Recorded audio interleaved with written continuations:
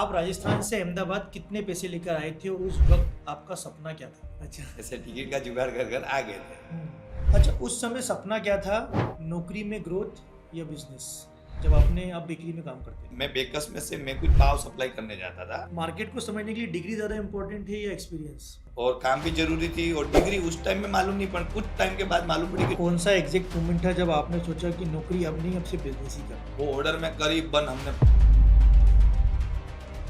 Google review से क्या फर्क पड़ता है? वो कुछ पोस्ट डाल देता था फिर वो हटवाने के लिए तो हमारे को तकलीफ पड़ती थी। आज तक की जेबीपी की सबसे महंगी गलती कौन सी जिस पे आज भी रिग्रेट है कि हर टाइम रुकावट आई है, रुकावट में हमको कहीं न कहीं तो कोई भी एम्प्लॉय आता है तो पहले उसको आप अपने अंडर में रखते हो, उसको सिखाते हो, फिर जिम्मेदारी देते हो। टीम को इसको बोलता हूँ तुम इसको प्रेशर मत करो, 10 दिन इसको घुमाओ, ऑफिस फैक्ट्री घूमने दो। इंडिया में वड़ा पाव कैटेगरी मैकडोनल्ड को चैलेंज कर सकती है क्या? मैं कस्टमर हूँ मैकडोनल्ड का, खाता था मैं, बहुत बड़ा विजन है उसके पीछे। अगर मैकडोनल्ड और जेबीपी एक ही लोकेशन पर है तो कस्टमर जेबीपी क्यों आए? उस समय तो मैं डरता था वैसे लोकेशन पे मैं क्यों खोलूँ, आजकल लोग ना फ्रेंचाइजी बेच के लोग पागल बना रहे हैं। आपको वो कर देंगे, बराबर, हाँ, सही आपको बोला। इतना प्रॉफिट दे देंगे, ये नहीं दे देंगे। हमारे मॉडल में मैं जो आजकल के जो नए एंटरप्रेन्योर आ रहे हैं जैसे स्टार्टअप जो कर रहे हैं, वो सबसे बड़ी गलती क्या कर रहे हैं? तो वहाँ पर भी वो बिजनेस उसका गलती हो सकती है। मतलब ये आपके बच्चे आगे जाके फ्यूचर में पापा का बिजनेस ही संभालेंगे या पहले उनको एक्सपीरियंस के लिए भेजोगे भाई ये सीख क्या हो उसके बाद आना? मैं एक समय तक ये बिजनेस चला पाऊँ। जब बिजनेस स्ट्रगल के दौरान फैमिली का सबसे बड़ा सेक्रीफाइस क्या करना पड़ा फैमिली के साथ? फैमिली का सपोर्ट नहीं होता, हम एक साथ नहीं होते तो ये नंबर बनाना, ब्रांड का नाम बनाना या ले जाना अकेले का काम नहीं होता। हेलो दोस्तों, मैं हूं अजय मिलवानी। मैं हूं एटीएस अजय टॉक शो का होस्ट। आज हमारे साथ एक ऐसी शख्सियत है जिन्होंने 5,000 रुपये से अपना बिजनेस स्टार्ट किया था और आज 200 प्लस आउटलेट में अवेलेबल हैं ग्लोबली। तो जिन्होंने गुजरात में वड़ा पाव की पहचान दी, उनको हम सब लोग जेबीपी वड़ा पाव के नाम से जानते हैं। आज हम स्वागत करते हैं जय किशन राजपूत जी का। Welcome to ATS. Welcome Kishan ji, ATS Ajay talk show में आपका हार्दिक स्वागत है। कैसे हैं? बस अच्छा हो अजय भाई, बस कैसा चल रहा है सर? एकदम। तो आज हम आपके बारे में जानेंगे कि आपने जेबीपी को इतना बड़ा कैसे किया। जय भवानी वड़ा पाव जो 0 से स्टार्ट 5,000 से स्टार्ट हुआ था आई थिंक, है ना? यस यस 5,000 रुपीज़ से स्टार्ट किया था आपने और आज 200 प्लस 12 आउटलेट हैं आपके। इंडिया से लेके आप इंटरनेशनल भी पहुंच गए। लोग इंडिया में भी नहीं कर पा रहे, इंटरनेशनल में है। बहुत बढ़िया। तो आप राजस्थान से अहमदाबाद कितने पैसे लेकर आए थे और उस वक्त आपका सपना क्या था जब आप राजस्थान से आए थे? तो राजस्थान से जब हम आए तो पैसे तो हम कुछ लाए नहीं थे, बट आने का टिकट वगैरह लेकर जैसे जुगाड़ करते हैं अच्छा। ऐसे टिकट का जुगाड़ कर कर आ गए थे। तो ऐसे हमारे ब्रदर है, हम 4 ब्रदर है। अच्छा। 3 बड़े मेरे से, मैं छोटा हूँ। अच्छा। तो जैसे फर्स्ट वाले ब्रदर अहमदाबाद में वो 80 के साल में आ गए होंगे, अच्छा। फिर कोई 85 में आए, अच्छा। एक ब्रदर 92 में आए होंगे। ओके। तो मेरी शुरुआती 94 में आया, 94 94 में? 94 में। तो उसमें कैसा जैसे सबको आज जैसे फॉरेन जा रहे हैं गुजरात से, उस टाइम में राजस्थान के लिए ये हमारा फॉरेन था। तो मैं पढ़ाई करता था, सब लोग अहमदाबाद आते थे, वापिस जाते थे, सूटकेस लेकर आते थे बस। तो आपको लगता था कि चलो अहमदाबाद यार बहुत हाँ, सही तो जगह है? पढ़ाई करते करते ऐसे मैंने 6 तक पढ़ाई की थी। अच्छा।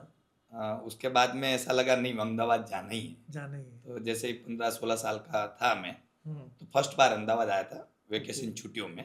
ओके। तब फैमिली से जो टिकट का पैसा था वही लेकर आए थे। अच्छा। फिर इधर ब्रदर का जो सपोर्ट है, ब्रदर जहाँ जॉब करते थे उनके साथ में रहता था, देखता था। फर्स्ट गर्मी की छुट्टियों में आया था। अच्छा, तो मतलब आपका पहला 94 में आपने अहमदाबाद आए थे आप? 94 में आया था। तो गर्मी की छुट्टियों में आया था, काम वगैरह नहीं किया था, अहमदाबाद ऐसे घूमा फिरा, वापिस छुट्टियों के बाद वापिस चले गए थे 94 में। फिर 95 करीबन जो सेकंड बार आया उसके बाद तो अहमदाबाद हमारे को जम गया था। अच्छा। नौकरी वगैरह शुरू कर दी थी, उसके बाद वापस नहीं गए। आपकी जो बेकरी की नौकरी थी उसमें आपकी कितनी सैलरी थी और उस सैलरी से आप महीना कैसे निकलता था आपका? क्योंकि आप बेकरी में काम करते थे, ऐसा मैंने आपके बारे में रिसर्च किया। अच्छा। तो आप बेकरी में शायद आई थिंक पाव बनाते थे ना? हाँ जरूर, शुरुआती ऐसा था मेरा, जो 95 की बात कर रहा हूँ ना। हाँ। तो मैं फरसान बिजनेस में एक हेल्पर तरीके से जॉब अच्छा। करता था। तो मैं फरसान का पूरा कारीगर बन गया था। अच्छा। तो आज भी मुझे खमन है, गांठिया है, फाफड़ा है, जलेबी है, ये सारी चीज़ें बहुत अच्छे बनाने आता है। अच्छा। तो इसमें मैंने 1 डेढ़ साल एक ही जगह पे मेरी जर्नी वहाँ पर अच्छी रही थी। और उसके बाद में कुछ रेस्टोरेंट पार्ट में घुसा था मैं, अच्छा। जहाँ पंजाबी खाना रहता, साउथ इंडियन रहता है, ये सारी रेस्टोरेंट में गया था मैं। अच्छा। फिर तंदूर का कारीगर बनना, ओके। ये सारी शुरुआत कर कर। और आपको जो बेकरी का जो मालूम पड़ा है अभी, जो बेकरी का करीबन मैंने 97 में ज्वाइन किया था मैंने बेकरी। अच्छा। नामचीन बेकर्स था हमारा यहाँ पर। तो वहाँ पर भी हेल्पर में शुरुआत की थी। पत्रे जो साफ करते हैं हेल्पर से, ऐसे आकर अरे शेफ तक बना था, ओके। केक भी बनाता था, बिस्किट बनाता था। तो उस पर क्या डिपेंड करता था, मेरा काम की स्पीड के ऊपर मुझे पोस्ट अच्छी मिल जाती थी टाइम से। मैंने आपके बारे में सुना है आप बहुत एनर्जेटिक है, मतलब आप चीज़ों में हार नहीं मानते। हाँ, मैं वो बता रहा हूँ कि उस टाइम में जैसे मेरी हाइट कम रहती थी ना, हाँ। तो मुझे ये सीखना है, तो उसके ऊपर मेरे को कैसे हाइट बढ़ाना, नीचे क्या लगाकर मैं काम फिनिश कर दूँ। अच्छा। तो बेकरी की जर्नी मेरी करीबन 1 साल 1.5 साल रही थी। उसमें भी मैं जीरो से पूरा शेफ बना था। अच्छा, उस समय सपना क्या था, नौकरी में ग्रोथ या बिजनेस, जब आप बेकरी में काम करते थे? हाँ, बेकरी से पहले हमारा जो सपना एक ही था कि मैं भी काम करता था, ब्रदर काम करते थे, हम लोग अलग अलग काम करते थे। मेरे ब्रदर कोई अच्छी रेस्टोरेंट में काम करते थे, 3 स्टार 2 स्टार में काम करते थे कोई। अच्छा। तो हम सब मिलकर एक हमारा सम था, तो हमारी सैलरी जो भी आती थी इकट्ठा करते थे। अच्छा। एक साथ पैसा बड़ा दिखता था, ऐसे हम मिलजुल कर काम करते थे। तो मैं बेकरी में काम करता था। उससे पहले जब हमारा ब्रदर अलग अलग बिजनेस किए हुए थे, कभी कोई रेस्टोरेंट सक्सेस नहीं हुआ, कभी कुछ समोसा कचौरी का लोरी किया था, कभी चाय की लारी की थी, मतलब कभी न कभी उनका भी सांस रुका हुआ नहीं था। अच्छा। तो मैं बेकरी जॉब कर रहा था ना, उसमें मेरे बड़े ब्रदर ने, जब वड़ा पाव का ट्रेन आया था अहमदाबाद में, जब करीबन 97 में फर्स्ट बार आया हुआ था, एक दो जगह शुरू हुआ था। ओके। तो मैं बेकरी जॉब करता था। तो मैं भी जहाँ वड़ा पाव एक बार शुरुआत हुआ था, मैं बेकर्स में से मैं कुछ पाव सप्लाई करने जाता था। हाँ। उसके पाव और कैसे आते थे, पर उसको हमारी बेकर्स से कभी पाव खत्म हो जाते, जरूरत पड़ती थी। अच्छा। तो मैं पाव फास्ट लेकर जाता था, उससे वड़ा पाव पहले मांगता था खाने के के लिए। खिलाफ भाई कैसे? तो वड़ा पाव मेरे को बहुत वहां से अच्छा लगने लगा। पर मेरे कजिन ब्रदर है यहाँ फायर स्टेशन, उनका एक वड़ा पाव का पहले शुरुआती में उनका था। अच्छा। तो उनके साथ मेरे बड़े ब्रदर जाकर पूरा उनका हेल्प करते थे, सीखते थे, तो वहां से उनको मोटिवेशन मिला था। अच्छा। तो फिर हमारा ब्रदर ने बताया हमारे को, सबने मिलकर, कि अपने भी ये बिजनेस शुरुआत करें। तो हमने बोला अपने तो नौकरी करते हैं यार, कहाँ से करेंगे, कैसे करेंगे। तो उनका साथ था। हाँ। तो वो अपना इंटरेस्ट पे पैसा लेकर आए, 5,000 रुपया, एक इंटरेस्ट लोरी उठाया बनवाई। और भैया ने म्यूनसिपल मार्केट से शुरुआत की थी। अच्छा। फिर जैसे बिजनेस की शुरुआत हुई थी, उसके साथ साथ में जिसकी जिसकी जॉब थी हमारे ब्रदर में, तो बड़े वाले भैया की जॉब कब छोड़ना है, उसके बाद अच्छा, उनकी कब प्लानिंग के छोड़ना साथ है, प्लानिंग के हिसाब से प्लानिंग के छोड़ा। साथ छोड़ा था। जैसे जैसे बिजनेस हमारा सेट हुआ, उस हिसाब से हमने जॉब छोड़ना शुरू किया। तो आपने ये देखा होगा कि है ना, वड़ा पाव की बहुत ज़्यादा ना सेल बढ़ रही है। जब आप देख रहे होंगे, जब आप सप्लाई करने जाते थे, आप बता रहे हैं, तो आपने देखा होगा यार ये तो बड़ा ट्रेंडिंग फूड आया है ना। जब नया नया इंट्रोड्यूस हुआ था वड़ा पाव, तो उस समय आपको लगता था कि यार ये इतना बड़ा ब्रांड बनेगा कि मैं इसके इतने सारे आउटलेट खोल लूँगा या मैं स्टार्ट करूँगा, ऐसा कुछ था? नहीं, ऐसा कोई ज्यादा बड़ा नहीं सोचा था। हमने जो इन्वेस्टमेंट कर रहे थे 5,000, पर 5,000 भी 98 के लिए हमारे लिए तो 5 लाख हाँ, बराबर बहुत था, बड़ा अमाउंट था। बड़ा अमाउंट था। पर डर, ऐसी चीजों में डर नहीं लग रहा था हमको। पर क्या था, कितना आगे जाएगा, क्या प्रोडक्ट है, कैसा है, क्या नहीं, उसको आइडिया नहीं हम उसके पीछे चले गए थे। अच्छा। पर आइडिया नहीं था। बट इतना था, जहाँ भी समोसा कचौरी का जो लाइन लगता था उस टाइम में, जितने भी वड़ा पाव जो शुरू हुए थे, तो वहां से ट्रेन थोड़ा वड़ा पाव पे आ गया था। हाँ। तो चर्चाओं शुरू हुई थी कि भाई ये क्या है, तो वो वड़ा नया पाव चीज़ का है। ट्रेन पकड़ाया था।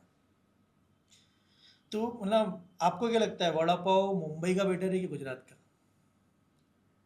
ऐसे तो मानो तो मुंबई से शुरुआत हुई थी, हाँ, वड़ा तो पाव की मतलब इनोवेशन मुंबई से हुई है। मुंबई का बेटर है। पर जे जे जिस समय शुरुआत की थी हमने म्युनिसिपल मार्केट में, और जो हमारा आज का वड़ा पाव, हमारा जो हम लहसुन बटर यूज करते हैं, तेल तवे ऊपर गरम करते हैं, चटनी देते हैं, सॉस देते हैं, ये तो मुंबई नहीं देती जैसे है। कि मैं मुंबई का अपना बताऊँ, मैं मुंबई से हूँ, तो मुंबई में है ना वड़ा पाव, मैंने मुंबई का तो बहुत खाया है क्योंकि मैं रहा है मुंबई में हूँ।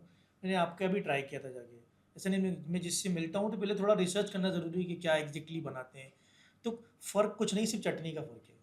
हम लोग वहाँ पे ना मुंबई में सूखी चटनी देते हैं, वड़ा पाव के अंदर एक ना सिंगदाना की चटनी, बराबर। वो चटनी लगा के देते हैं और एक हरी मिर्ची साथ में देते हैं। यहाँ पे गुजरात में क्या है, उसको बटर लगाते हैं।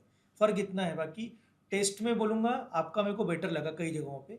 मुंबई में कुछ जगहों पे बेटर है क्योंकि वो सूखा मिलता है, हमको हाथ में दे देते हैं, आपके यहाँ प्रॉपर डिश में देंगे, वहाँ पे ऐसा नहीं है, वहाँ पे हाथ में ही दिया जाता है आपको। वड़ा पाव मतलब हाथ में खाना है, एक मिर्ची हाथ में ले लो और वड़ा पाव खाओ, उसका मज़ा है अलग। मुंबई में वड़ा पाव का अलग मज़ा है, गुजरात में अलग है।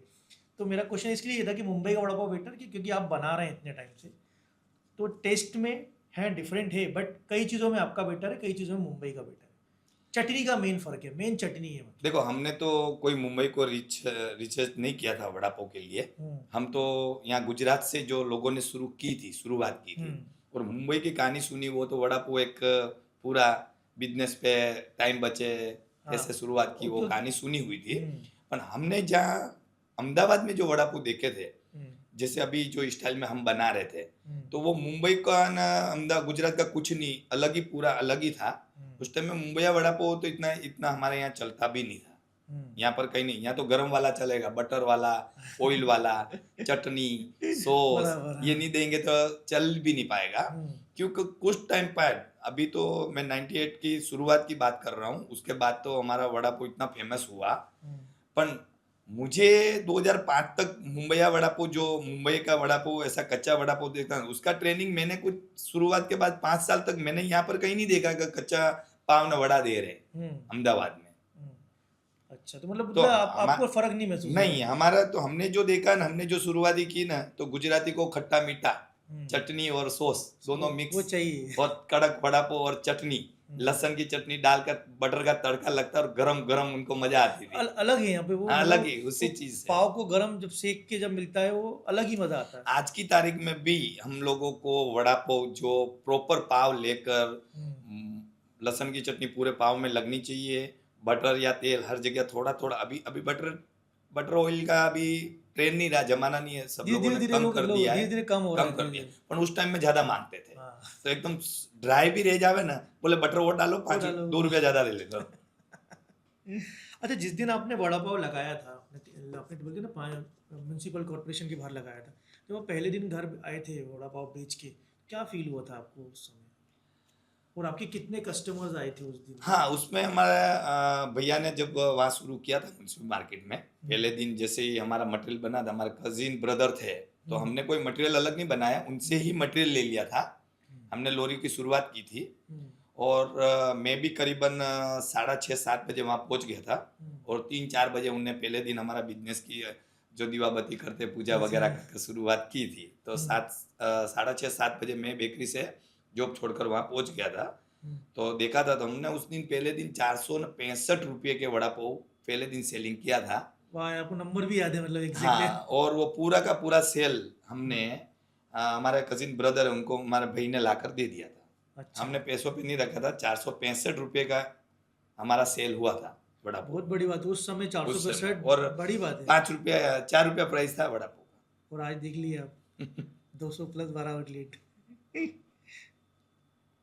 अच्छा, एक ये बताइए, अब इतना आप कितने टाइम से कर रहे हैं मार्केट, और आप वड़ा पाव पूरी इतनी सारी इंडस्ट्री देख रहे हो, फूड इंडस्ट्री में हो आप, मार्केट को समझने के लिए डिग्री ज़्यादा इम्पोर्टेंट है या एक्सपीरियंस?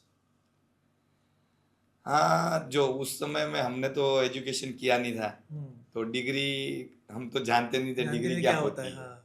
हम तो काम करने में मास्टर थे, बराबर। पर धीरे धीरे जब समझ आई कि हर चीज बिजनेस में हर चीजों की जरूरत पड़ती है, तो उस लेवल ऐसा लगा कि अभी डिग्री की भी जरूरत रहती है। जैसे मैंने आपको बताया, मैं 6 सप्लीमेंट है, पर एक बार मुझे वापस एग्जाम देने पड़े, एग्जाम लिया, मैं 10 पास हुआ, 12 पास हुआ। अच्छा। तो वो भी करना बड़ा जरूरी था, वो जरूरी था, क्योंकि समय की मांग थी, मेहनत भी जरूरी थी, और काम भी जरूरी थी, और डिग्री उस टाइम में मालूम नहीं, पर कुछ टाइम के बाद मालूम पड़ी कि डिग्री भी जरूरी है। अच्छा। तो मतलब ये आपकी जर्नी स्टार्ट हुई थी वड़ा पाव की। अभी है ना, ये सेकंड सेगमेंट है अपना। आपने जब 5,000 रुपये लगाए थे, और आपको लगा कि उस समय आपने बताया कि इंटरेस्ट पे उठाया था पैसा, और वो पैसा डूब जाता तो? हमारे पास 2.5 लाख का कर्जा था ऑलरेडी, तो 5,000 हम लोग 2.5 लाख का कर्जा था, तो हम लोग दूसरी उसका इंटरेस्ट भरते थे, और कब नौकरी से उतरेगा। तो सोच इतना ही था कि या तो 5,000 जाएगा, तो 5,000 का कर्जा बढ़ेगा, या कुछ फायदा होगा। मतलब प्लान भी उसे बोल सकते हैं हम कि हाँ, ये अगर हो गया तो ठीक है, नहीं है तो चल ही रहा है। नहीं नहीं, प्लानिंग सक्सेस हो गया था। वो उसी सोच पे किया था, इतना कर्जा तो ही, इसमें 5,000 का कर्जा कर कर और क्या हो जाएगा, बराबर। बिजनेस ही कर रहे हैं ना। अच्छा, पहले दिन कितने वड़ा पाव बिके थे, कुछ आइडिया है? पहले दिन वड़ा पाव मेरे हिसाब से कुछ हम 20 पैकेट या 25 दर्जन ऐसे कुछ लाए थे, अच्छा, काउंट कर कर। वो 12 की जो लादी आती है ना। हाँ, 12 की लादी आकर, ऐसा आइडिया खरी मेरे को कि 500 या 400, 400 और 500 के बीच में 465 रुपए का गल्ला हुआ था। हम्म। तो वड़ा पाव काउंट करेंगे तो देखना पड़ेगा, अभी एग्जैक्ट आइडिया नहीं है। पहला कस्टमर याद है जिसने क्या बोला था आपको? नहीं, पहला कस्टमर याद नहीं है, शुरुआत हो गई होगी। हमने हमारा अच्छा, आप लेट पहुंचे थे ना उस समय? हाँ, म्युनिसिपल मार्केट में हमारा एक मंदिर लगा रहता है। तो पहली शुरुआत में हमने क्या किया होगा, वड़ा पाव बनाया। आज की तारीख में हम पहला वड़ा पाव बनाते हैं, तो जहाँ पे हमारा मंदिर होता है, दुकान होता है, उसको प्रसाद तरीके वड़ा पाव को चढ़ा अच्छा, कर ही आगे काम करते भोग हैं। लगाते हैं मतलब। तो मुझे आइडिया है कि भैया ने जरूर मंदिर में वहाँ पर हमारा मंदिर था, वहाँ पर वड़ा पाव रखा होगा। अच्छा, दिन में नौकरी करते थे और रात में बिजनेस, एवरेज कितने घंटे काम करते थे? ऐसे नहीं, 8-8 घंटे की जैसे ड्यूटी होती थी। कभी मेरी 10 घंटे की थी, भैया की किसी की 8 की थी। एक भैया जो जॉब करते वो एकदम बिल्कुल फ्री थे। अच्छा। तो वो जॉब करते थे, फिर बिजनेस शुरू हुआ, तो पहले तो वो फुल टाइम हो गए थे। फिर हम लोगों का टाइम शेड्यूल कैसे रहता, मेरे को शाम को फ्री हो जाता, दिन की नौकरी थी, भैया की दिन की नौकरी थी, वो शाम को फ्री हो जाते थे। तो ऐसे टाइम एडजस्ट करते थे। कौन सा एग्जैक्ट मोमेंट था जब आपने सोचा कि नौकरी अब नहीं, अब से बिजनेस ही करना? हमारी लोरी लोरी जो बनाई थी, 1-1.5 महीना हमने बिजनेस किया था। और उसके बाद में जो हम रोड पे लोरी लगाते थे, म्यूनसिपालिटी की जगह थी। अच्छा, स्ट्रीट पे लगा था? हाँ, तो हमारी लोरी दबान ले गई उसको, अच्छा, ये बीएमसी वाले जो? बीएमसी वाले। तो हमने तपास की, तो हमारे को सामान 15-20 दिन में मिलने वाला नहीं है। अच्छा। तो क्या करेंगे? तो उस टाइम में एक दिलेर मेहंदी का शो था, अच्छा। जो वो छाया हुआ था शॉन्ग में, राजपथ कनावती क्लब में उसका एक शो होने वाला था। अच्छा। तो हमारा सामान तो सब चला गया था, पर हमको एक हमारे अग्रवाल बिल्डिंग है वहाँ पर, उनकी तरफ से ऐसा बोला, आप ये ऑर्डर करोगे क्या, वहाँ वड़ा पाव बेचोगे? तो हम लोग तैयार हो गए थे। अच्छा। फिर हमने हमारा एक प्रेमस ले आया, थोड़े बर्तन ले आए, छोटे मोटे इकट्ठा कर कर वो ऑर्डर हमने कर लिया था। वो ऑर्डर में करीबन हमने 15,000 रुपये के वड़ा पाव बेचे थे हमने, राजपथ क्लब या कनावती क्लब, दोनों में से एक था। बात है। वहां से हमारा वापस प्रॉफिट हुआ था। तो एक कॉन्फिडेंस भी बिल्ड हुआ, कॉन्फिडेंस बन गया। हमारी लोरी तो छुट्टी नहीं थी, पर जहाँ पर म्युनिसिपल मार्केट में आज की तारीख में भी देखोगे तो लोरी सीढ़ी लगी हुई है। सीढ़ी के अंदर हमने एक टेबल सा पाटिया बनाया था, पाटिया के ऊपर तवा रख दिया, सामान रख दिया, और वहां से हमने एक बिस्लेरी का गत्ते को तोड़कर उसके ऊपर चौक आती है जब पढ़ाई करते हैं, उससे लिख दिया था वड़ा पाव मिलेगा।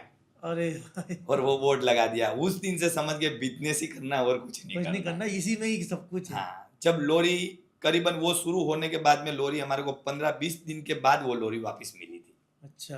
पर लोरी आने के बाद हमने लोरी में बिजनेस नहीं किया, वो सीढ़ी में और वही टेबल पे आज की तारीख में वड़ा पाव खिला रहे हैं।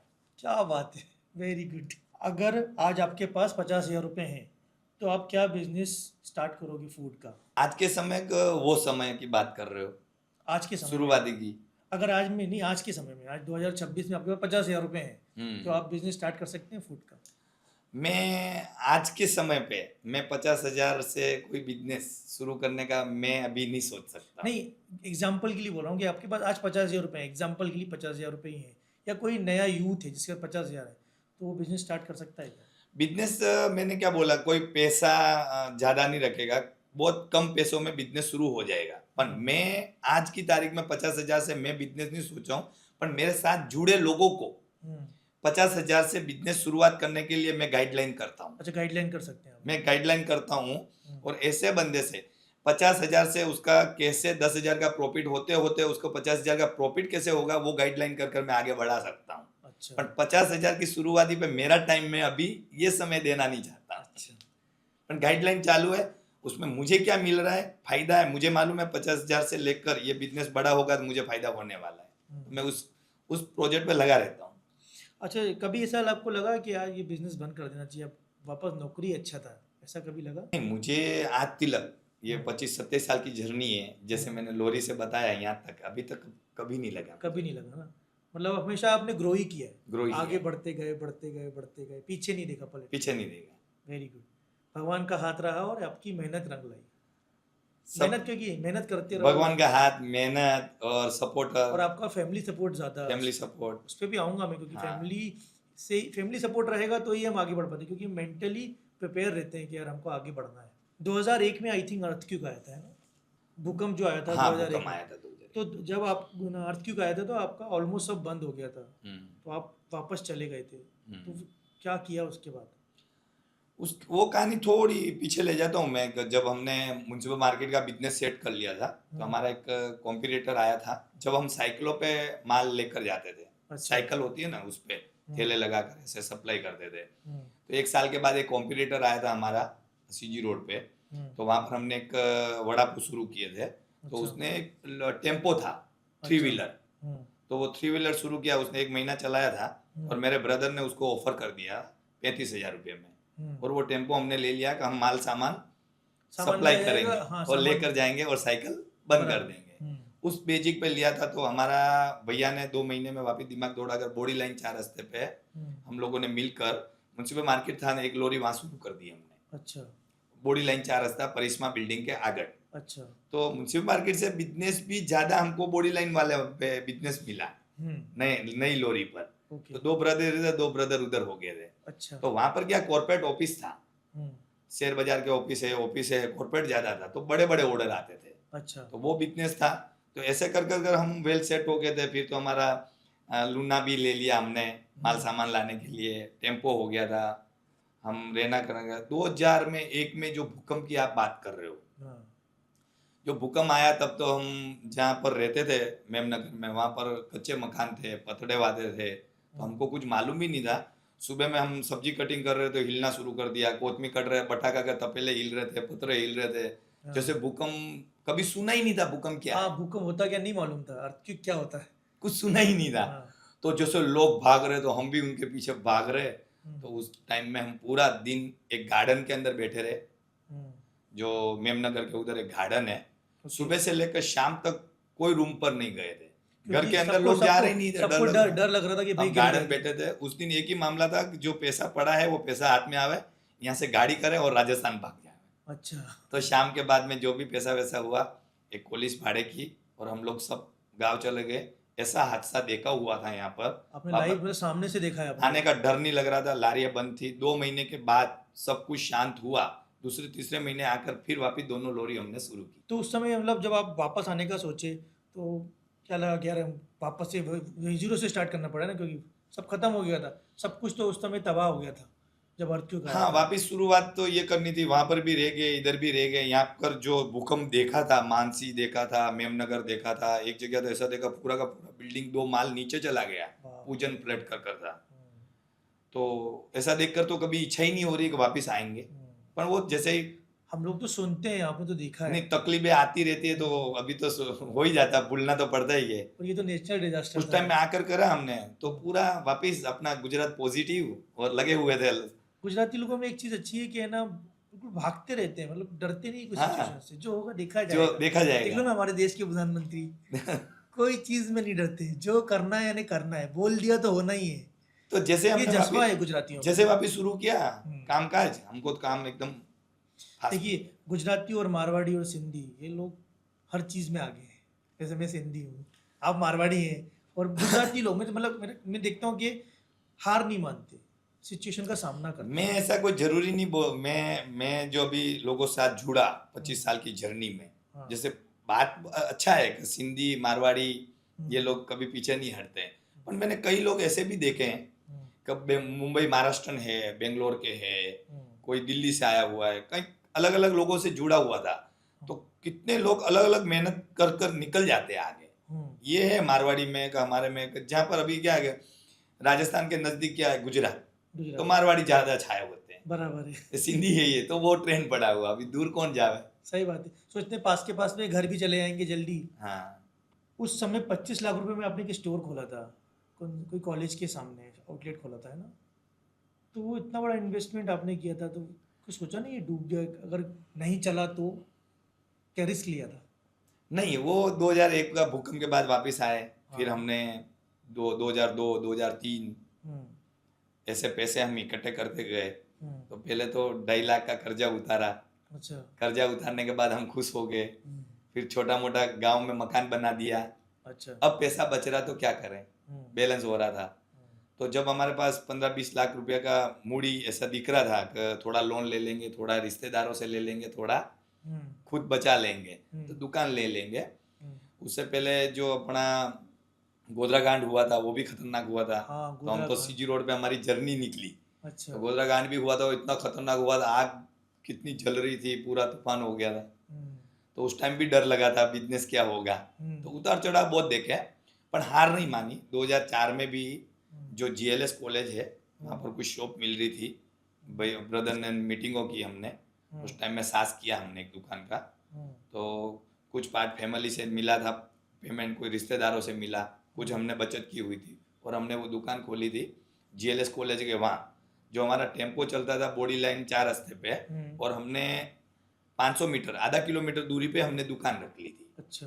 तो हमने बोला कुछ नहीं होगा, ये दुकान में हम मटेरियल बनाएंगे, यहाँ से मटेरियल यहाँ ले जाकर सेल कर लेंगे। अच्छा, प्लान भी रेडी था आपके पास भी में रेडी already? था, कि भाई अगर नहीं भी यहाँ नहीं जरूरत हुआ, है यहाँ तो यहाँ सामान तो बना लेंगे, बना लेंगे, मटेरियल तो रेडी कर लेंगे हम। कर लेंगे। हम्म, तो ये प्लान भी रेडी था, पर हमारा हमने दुकान बना ली पूरी, हम्म, दुकान बनाकर किचन बना लिया। अच्छा। पर उस टाइम में हम खाली वड़ा पाव का सेल करते थे, अच्छा। 2004 के पहले। हम्म, वड़ा पाव के सिवाय कुछ भी नहीं बेचते थे, नहीं दाबेली बेचते थे, कुछ भी नहीं बेचते थे।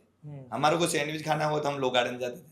अच्छा। लो गार्डन वालों को सैंडविच को वड़ा पाव खाना हो है तो वो हमारे यहाँ आते थे। अच्छा। तो वो हमको बोले सॉस ज्यादा डालो, तो हम तो सैंडविच में बोले सेव ज्यादा डालो।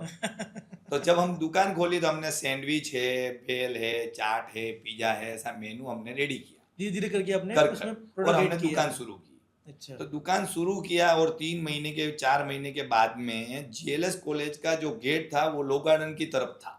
अच्छा। और जब हमने दुकान किया 3 महीने के बाद, भगवान करे, गेट इधर खुला, ओपन हुआ था। अच्छा। हमारी गली के अंदर। क्या बात है। तो हमारे को सपोर्ट स्टूडेंट का, उतनी दुकान फास्ट चलने लग गई।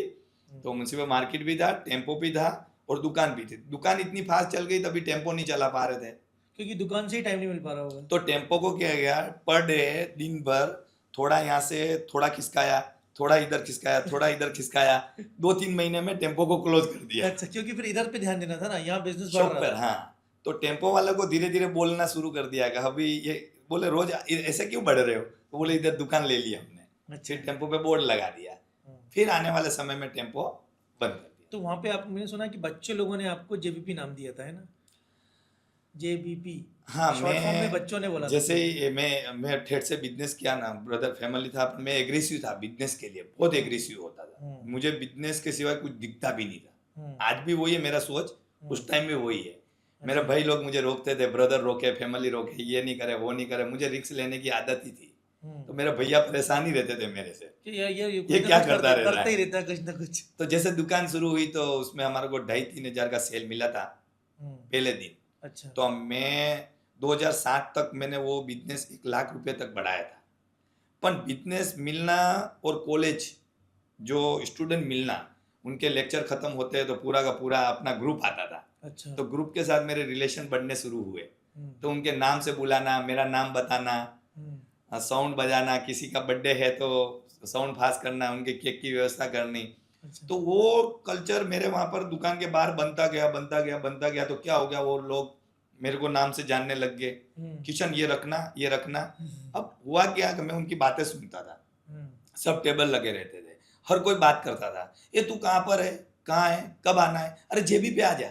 अच्छा, जेबी पे आ जा, यहाँ जय से भवानी आपका पूरा नाम नहीं आया। बोलना है, जय भवानी पूरा नहीं बोलना, कहाँ है, जेबी पे आ जा। हाँ, क्योंकि सबको शॉर्ट फॉर्म चाहिए इतना। कहाँ है, जेबी पे आ। वो उन लोगों ने नाम दे दिया मेरा जेबी। और वो आज इतना बड़ा ब्रांड बन गया। किशन जी, मुझे एक बात बताइए, सक्सेस में ज्यादा रोल किसका है, किस्मत का या मेहनत का? परसेंट में बताना मुझे। ऐसे बोलूंगा 50-50 बोलूंगा मैं, 50-50 बोलूंगा। किस्मत भी बहुत जरूरी है और मेहनत बहुत जरूरी है, बराबर। किस्मत के साथ में मेहनत, मेहनत बहुत ही जरूरी है। तो रेशियो दूंगा तो मेहनत को दूंगा मैं। किस्मत तो बनी जाती है, अगर किस्मत में है तो मिलेगा, मेहनत तो करनी चाहिए, देखो, कोशिश करनी चाहिए। किस्मत किसी ने नहीं लिखी है कि कोई देख नहीं सकता है। हाँ। क्या है, मेहनत करेगा तो किस्मत, मेहनत होती है, कुछ बन जाता बंदा तो बोले किस्मत है, किस्मत है, लेकिन पर मेहनत कोई नहीं देख। उसकी मेहनत, उसकी एड़ियां नहीं घिसी जो उसने, जूते घिसे हैं उसने, वो नहीं देखेगा कोई। अरे ये तो इतना बड़ा नाम बन गया। हर कोई आदमी का नाम बन जाता है या कुछ हासिल कर लेता है, कुछ लेवल पहुंच जाता है, तो सब लोग बोलते हैं किस्मत। पर जो मेहनत होती है वो दिखती नहीं है। दिखती नहीं है। बराबर। अगर आप अपनी जर्नी में एक डिसीजन बदल सकते हैं तो वो क्या है, अभी तक की 27 साल की जर्नी में, कि यार ये गलती हुई थी, इसको ठीक करना चाहिए था? मैं तो अभी तक ऐसा गलती भी हुई होगी ना तो उसमें से कुछ सीखा ही है अच्छा, सीख मैंने। मिलती है गलती नुकसान से। भी किया है, गलती भी की है। मेरे से बड़े में बड़े छोटे छोटे आदमी से को मैंने कुछ बोल दिया है, गलती हो गया, मेरा बाय मिस्टेक है, मैं तो एक्सेप्ट कर कर आगे बढ़ता हूँ। हम्म, मेरे से कोई बिजनेस में कुछ गलती हो गई है, फेल हो गया, कोई मशीनरी ले लिया या बिजनेस नहीं करना चाहिए कर लिया है, तो मैं उनको मानता हूँ कि ये चीज़ इससे मेरे से गलती हो गई है, उसकी चर्चा करता हूँ और मैं हल्का फुल्का हो जाता हूँ। मतलब समझ जाते हो कि यार गलती हुई तो इससे सीख के निकलो। सीख कर निकलो। हाँ। ऐसा कोई नहीं है कि मैं डिसीजन लूंगा।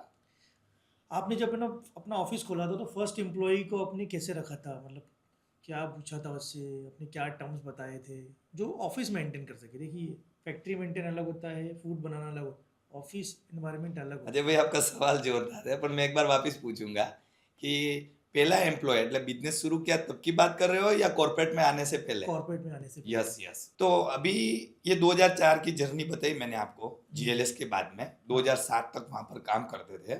जैसे जेबी नाम पड़ा था और स्टूडेंट वहां आते थे जीएलएस में, तो वो लोग कहाँ कहाँ से आते थे? कोई भोपाल से आते थे, कोई सैटेलाइट से आते थे, कोई वस्त्रापुर से आते थे, कोई गुरुकुल से आते थे। ये विस्तार थे सब, पर इतने एक्सपांड विस्तार नहीं थे, डेवलपमेंट विस्तार नहीं थे।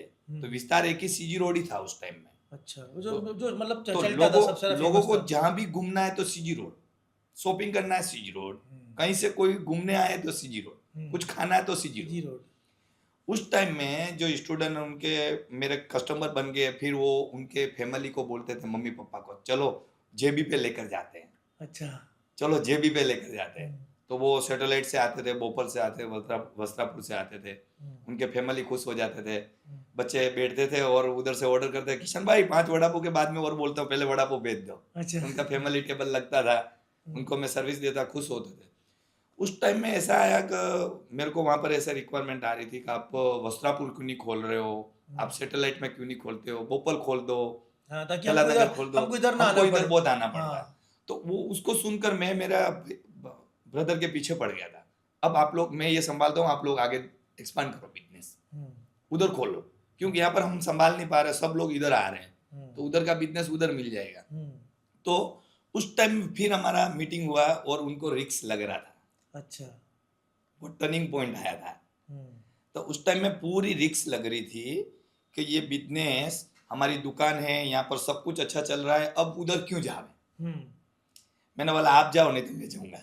जाऊंगा तो सही में उधर। तो वहां से 2008 में मैंने सीजी रोड से उनसे थोड़ा आर्ग्यूमेंट कर कर भी मैंने एक डिसीजन ले लिया था। जो मेरा पहला नगर पे दुकान है अभी, जो शॉप खोला 2008 16 मई शुक्रवार का डे था। अच्छा, पहला नगर जो मेन मार्केट में दुकान है, Yes. जहाँ पे वो जेरोक्स वाले हैं जो। हाँ, बराबर। तो मैंने संडे को, मुझे दुकान का पोजीशन मिला था, चाबी मिली थी, मंडे को मेरे हाथ में आया था, 3 दिन में मैंने काम कराया था। फ्राइडे को मैंने 2008 16 मई फ्राइडे के दिन मैंने दुकान ओपनिंग की थी। 8 दिन में? 8 दिन भी नहीं होने दिया, संडे के मेरे हाथ में चाबी थी और फ्राइडे को ओपनिंग की। मतलब 5 दिन के 5 अंदर? दिन के अंदर 5 दिन के अंदर आपने स्टोर ओपन कर दिया? हाँ, मैंने ये तीसरा शॉप मेरा ओपन हुआ था उस टाइम में 2008 में। अच्छा। पर उस टाइम में सीजी रोड पे इतना नाम हो रहा था, तो यहाँ पर आउटलेट शुरू करते मुझे 3 महीने में उतना का उतना यहाँ पर भी कस्टमर मिल गए थे। वहां से मैंने एक सपना देख लिया था कि जय भवानी, मुझे 2010 में 11 जय भवानी चाहिए, 11 चाहिए, 11 नंबर के। तो वही सपना देखा, तो ब्रदर भी साथ में लग गए। वो कोई पालड़ी, एक भैया पालड़ी आउटलेट खोल रहे, साईबाग खोल रहे, मणिनगर खोल रहे। अच्छा। और इधर मैं भोपाल बनाया, गुरुकुल बनाया, वस्त्रापुर बनाया, फिर बोड़कदेव बनाया, इधर बनाया, एक खेरवा मेहसाना में एक दूर जाकर बनाया। अच्छा। तो दूर कैसे मेंटेन करूं, तो ऐसे कर कर आउटलेट कर कर मैंने 11 का सपना कर दिया। अब बात क्या होती है कि अब मैं सब काम में मैन्युअल करता था, हाजिरी भरना, चोपड़ा बनाना, रोज का वकरा लेना, पैसा लाना, सब दुकानों से उठाना, रात को चक्कर मारना, सुबह चक्कर मारना, तो मैं ऑपरेशन ही इश्यू होने लग गया। अब मैंने किसी, जैसे हमारे चोपड़े के रिटर्न कर, सीए रिटर्न करते थे, तो कुछ लोग पढ़ाई करते थे, तो वो सीए बनने की पढ़ाई करते थे, ऐसे बंदे को हायर कर लिया था। अच्छा। तो मेरे, तू शाम को आकर इतना इतना काम मेरे को कर कर जाना, तो मैं हल्का हो जाऊंगा। तो वो शुरुआत मैंने की थी। हमारे एक सीए थे, वो सीए बाद में बने, पहले मेरे पास ज्वाइन हुए थे शाम को 2 घंटे के लिए। तो मेरा पेपर वर्क काम वहां से मैं उनके साथ स्टार्ट किए थे। वस्त्रापुर में मेरी दुकान के नीचे बेसमेंट में मैंने टेबल लाए, ऑफिस बनाई, अच्छी चेयर दिए और कैमरे लगाए। सारी दुकानों को कैमरे वहां पर मैं मॉनिटर करता था। मुझे नहीं मालूम एक कॉर्पोरेट कल्चर बनेगा, पर उस तरीके में कॉर्पोरेट कल्चर पहला व्यक्ति वहां पर रखा था। उसके बाद से फिर टीम बढ़ती गई। आज कितने एम्प्लॉई हैं आपके पास ऑपरेशंस के लिए? मेरे पास ऑपरेशन में और कॉर्पोरेट ऑफिस ना ऑपरेशन में मिलाकर मेरे पास 25 से 30 लोग हैं। 25 से 30 लोग हैं। जो रिपोर्टिंग वगैरह होता है और सिस्टम में प्रॉपर सिस्टम चला कि हर स्टोर पे कितना, एक वड़ा पाव कितना बिक, हर स्टोर की सेल एग्जैक्ट काउंट नंबर आता होगा कि ये स्टोर पे इतना सेल हो रहा है, ये स्टोर पे ये हो रहा है, ये स्टोर पे ये हो रहा है, सब आपके पास रिपोर्ट्स आते होंगे। हाँ, वो तो अभी क्या ऑपरेशन ही पूरा सॉफ्टवेयर से सिस्टम से चलता है। आउटलेट मैनेजर अलग होता है, मैनेजर के नीचे बंदे अलग होते हैं, उसके ऊपर एरिया मैनेजर अलग होता है, ऑपरेशन हेड अलग होता है, तो बिजनेस डेवलपमेंट उसका रिपोर्ट लेता है, फिर अकाउंट अलग लेता है। वो तो पूरी अभी सिस्टम हो गई है। तो टोटल आपके जेवीपी के एम्प्लॉय कितने हैं और कितने फ्रेंचाइजी स्टोर हैं जिसमें उनके एम्प्लॉय अलग होंगे और जेवीपी के अलग होंगे? फ्रेंचाइजी मॉडल में क्या करते हैं हम लोग, उनको मॉडल समझा देते हैं। उनके एम्प्लॉय हमारे जो एरिया मैनेजर रखे हुए हैं वो उनको ट्रेनिंग देते थे। वहाँ हम काउंट नहीं करते, पर हमारा मॉडल है कि एक्सप्रेसो मॉडल है तो मिनिमम 5 आदमी चाहिए, स्पेशल मॉडल है तो 8 से 10-12 लोगों की टीम चाहिए। फिर सेल डिपेंड करता है एक आउटलेट पे। तो मिनिमम बड़ा मैं बड़ा आउटलेट करूंगा तो पहला नगर की बात करूँ, जैसे वो पर डे का अच्छा व्यापार कर रहा है तो वहाँ 20 लोगों को भी हमने रखे हुए। अच्छा। तो 5 से लेकर ऐसे सेल पे डिपेंड करता है बंदे। तो यहाँ तक बंदे ऐसे रखे रहते हैं। तो मेरे कंपनी के जो आउटलेट है मेरे फैक्ट्री के पार है, तो आज की तारीख में मैं कॉर्पोरेट से लगाकर 250 से लगाकर 300 वर्कर। अच्छा। मेरे खुद के मैं सैलरी देता हूँ, मैंने रखे हुए। फ्रेंचाइजी का काउंट नहीं करूंगा, काउंट करूंगा तो बहुत बढ़ जाएगा। मतलब आपके 250 से 300 एम्प्लॉय आपके पास हैं। मतलब आप 250 से 300 लोग जुड़े हुए। हम लोग सब लोगों ने फ्रेंचाइजी में आज ट्रेनिंग देकर लगाते हैं, जॉब कर रहे हैं, किसी की पोस्ट बढ़ रही है, वो 1 से 2 फ्रेंचाइजी संभाल रहा है, ऐसे चेन जुड़ी हुई है पूरी। अच्छा, बिजनेस स्ट्रगल के दौरान फैमिली का सबसे बड़ा सेक्रीफाइस क्या करना पड़ा फैमिली के साथ आपको? जब आपका स्ट्रगल चल रहा था, बिजनेस स्टार्ट हुआ था, आप बता रहे थे उस समय, क्या स्ट्रगल फेस करते थे, क्या हुआ था उस समय? 90 ईयर से 2008-7 तक तो इतना मैंने कुछ नहीं, ब्रदर थे तो डिसीजन वही लोग लेंगे, तो मेरे को तो ऐसा आराम, बस बिजनेस करना है और हॉस्पिटलिटी बिजनेस है, रिलेशन संभालना, कस्टमर बनाना ना, आगे बढ़ना है। तब तक तो नहीं था, पर 2007 में मैंने मैरिज किए थे। अच्छा। फिर मैरिज भी हुआ था, बिजनेस बड़ा करने का सपना देख लिया था। अच्छा। तो फर्स्ट तो जो मेरी वाइफ थी शादी किया तो उसने काफी सपोर्ट रहा था, क्योंकि मेरे को बिजनेस बड़ा करना और साथ साथ में शादी करना और टाइम नहीं देना। और हमारा बिजनेस हॉस्पिटलिटी बिजनेस रात को आउटलेट 1:30 बजे बंद होता है, 2 बजे बंद होता है। तो उस समय हम 3-3 बज जाती थी आउटलेट घर पहुंचते। घर कब पहुंचे क्या नहीं पहुंचे, पर घर उसने संभाला टाइम से। मुझे वहां से पहला सपोर्ट पूरा का पूरा मिला हुआ था। जब मेरी सक्सेस पूरी हुई 2015 पहले तब तक मुझे घर से कोई डिस्टर्ब नहीं था काम करने के लिए। मैं एनी टाइम निकलूं, मेरा काम करूं और घर का मेरे को कोई टेंशन नहीं था, वो सपोर्ट मिला। दूसरा, मेरा जो फुल फैमिली है, भैया ब्रदर वगैरह सब मिलकर है, तो बिजनेस में जब कंपनी ब्रांड बढ़ रही है तो सब लोगों का एक जोश जुनून जगा हुआ था। हाँ, क्योंकि अब लग रहा है ना कि अब तो आगे बढ़ रहे हैं, अब बढ़ रहे हैं, तो सबको दिखा, तो सब लोगों को जय भवानी में ही एक माइंड आ गया था। तो सब मिलकर कोई अलग बिजनेस नहीं किया, सबका थॉट प्रोसेस जय भवानी था। तो कहीं कहीं पूरा फैमिली के सपोर्ट बिगड़ तो ये चीज आज जो हासिल कर रहा हूँ मैं, 212 आउटलेट की बात कर रहा हूँ, वो पॉसिबिलिटी नहीं, बड़ा नंबर है, मतलब बहुत बड़ा नंबर है। जो फैमिली का सपोर्ट नहीं होता, हम एक साथ नहीं होते, तो ये नंबर बनाना, ब्रांड का नाम बनाना या ले जाना अकेले का काम नहीं होता। स्टार्ट किया था तो कोई ऐसा टाइम है कि आपने कोई इंपॉर्टेंट चीज़ मिस की हो बिजनेस की वजह से, कोई फंक्शन हो या कहीं जाना हो और आप नहीं जा पाए बिकॉज ऑफ आपका बिजनेस, और आज भी आपको रिग्रेट है यार मैंने वो अटेंड नहीं किया फंक्शन, या किसी की शादी हो, कुछ भी हो, कहीं घूमने गई हो फैमिली और आप नहीं जा पाए, ऐसा कुछ हुआ है? अजय भाई, ऐसे मैं ज़्यादा एआई का ज़माना और सोशल को नहीं समझता हूँ, पर 2015 से मैंने फेसबुक और इंस्टा के पेज बनाए थे। तो मेरा आप कभी बैक में जाके शांति से देखना, एक छोटे बच्चे के साथ भी आज की तारीख में डांस करता हूँ। अच्छा। और बड़े बुढ़े उमर लाइक के साथ भी डांस करता हूँ। तो मैंने मेरी पल में, मेरी बेटी थी, 10 का जन्म उनका था, पहली बेटी का, एक पल भी ऐसा कमी नहीं रखी कि उसको मैंने टाइम नहीं दिया है। अच्छा। ना कभी फैमिली को टाइम नहीं दिया, हर को टाइम देकर बिजनेस को टाइम दिया है। पर मुझे आज की तारीख में मुझे कहाँ हैप्पीनेस मिलता है वो मैं छोड़ता नहीं। अच्छा। मुझे हैप्पीनेस मेरे को खुद को पहले चाहिए। मुझे दो पैसा एक बार कम मिल जाएगा पर मैं किसी का फंक्शन अटेंड करना नहीं छोड़ता हूँ, अच्छा, मतलब जाना ही जाना, चाहे कोई भी हो इवेंट जाए। नहीं छोड़ता हूँ। ये सारी चीजों में मेरे को बहुत मजा आती है। तो उसको आप ऐसे बैलेंस कर लेते थे कि नहीं यार ये भी करना ही है और ये कर ही रहे हैं अपन। तो जब आपको टेंशन होता है तो उसको कैसे मैनेज करते हो? स्ट्रेस रहता है कि यार ये हो गया गड़बड़, अभी इसको कैसे मैनेज करना और पता भी नहीं चलने देना किसी को कि मेरे को स्ट्रेस है। हंस लेता हूँ, हाँ। गार्डन तो में चला जाता हूँ, दौड़ता हूँ, जिम करता हूँ, गाने सुनूंगा अच्छे से। तो घर वाले समझ जाते हैं स्ट्रेस में है? हाँ, नहीं वो समझ जाते हैं, कभी सुन रहे नहीं है। हाँ। वो कुछ बोलेंगे 2-3 बार, फिर या ज्यादा हैप्पी होऊंगा तो मालूम पड़ जाएगा कुछ न कुछ गड़बड़ हुआ है। अलग चल रहा है ना। उस टाइम में सिंपल का है, हंसना तो अपने को एकदम घबराना है नहीं है बिल्कुल। कितना भी बड़ा कुछ भी हो गया ना, बस रिलैक्स, कैसे करेंगे खत्म। बोलते जो होना है वो होके रहेगा, कोई नहीं रोक सकता और उसको होने देना चाहिए। अगर हो रहा है तो होने दो, क्या होगा ज़्यादा से ये अच्छे के लिए हो रहा है, कुछ न खराब भी हो गया है, कुछ हो गया है तो हो गया है, तो उसको शांति से करना है। पर स्ट्रेस ले लेंगे तो ज़्यादा समय बिगड़ेगा, पहले रिलैक्स हो जाता हूँ, एकदम शांति से हंसना वसना सुनकर। अच्छा, अभी ये अपना ब्रांड्स के ऊपर बात करेंगे, आपकी ब्रांड के ऊपर। जेवीपी क्या अलग कर रहा है? हर टाइम जैसे शुरुआती से बताया कि वड़ा पाव करता था और फिर हमने सैंडविच का, बेल का, चाट का मेनू लाया। तो हमारा सोच कहीं कहीं कैसे ट्रेनिंग जा रहा है, क्या लोग चाहते हैं, क्या हो रहा है, आने वाले में वड़ा पाव खाएंगे कि नहीं खाएंगे, बटर वड़ा पाव कोई खाने वाला है कि नहीं है, मिलेगा कि नहीं मिलेगा, आगे की सोच पे हम लगे रहते हैं। अच्छा। और जिस जमाने में हमने जब वड़ा पाव लोरी से शुरू किया, दुकान में खाली कलर करते थे, तो आज एमबीएस चाहते हैं लोग, अच्छा बैठना चाहते हैं, सीटिंग अच्छा चाहते हैं।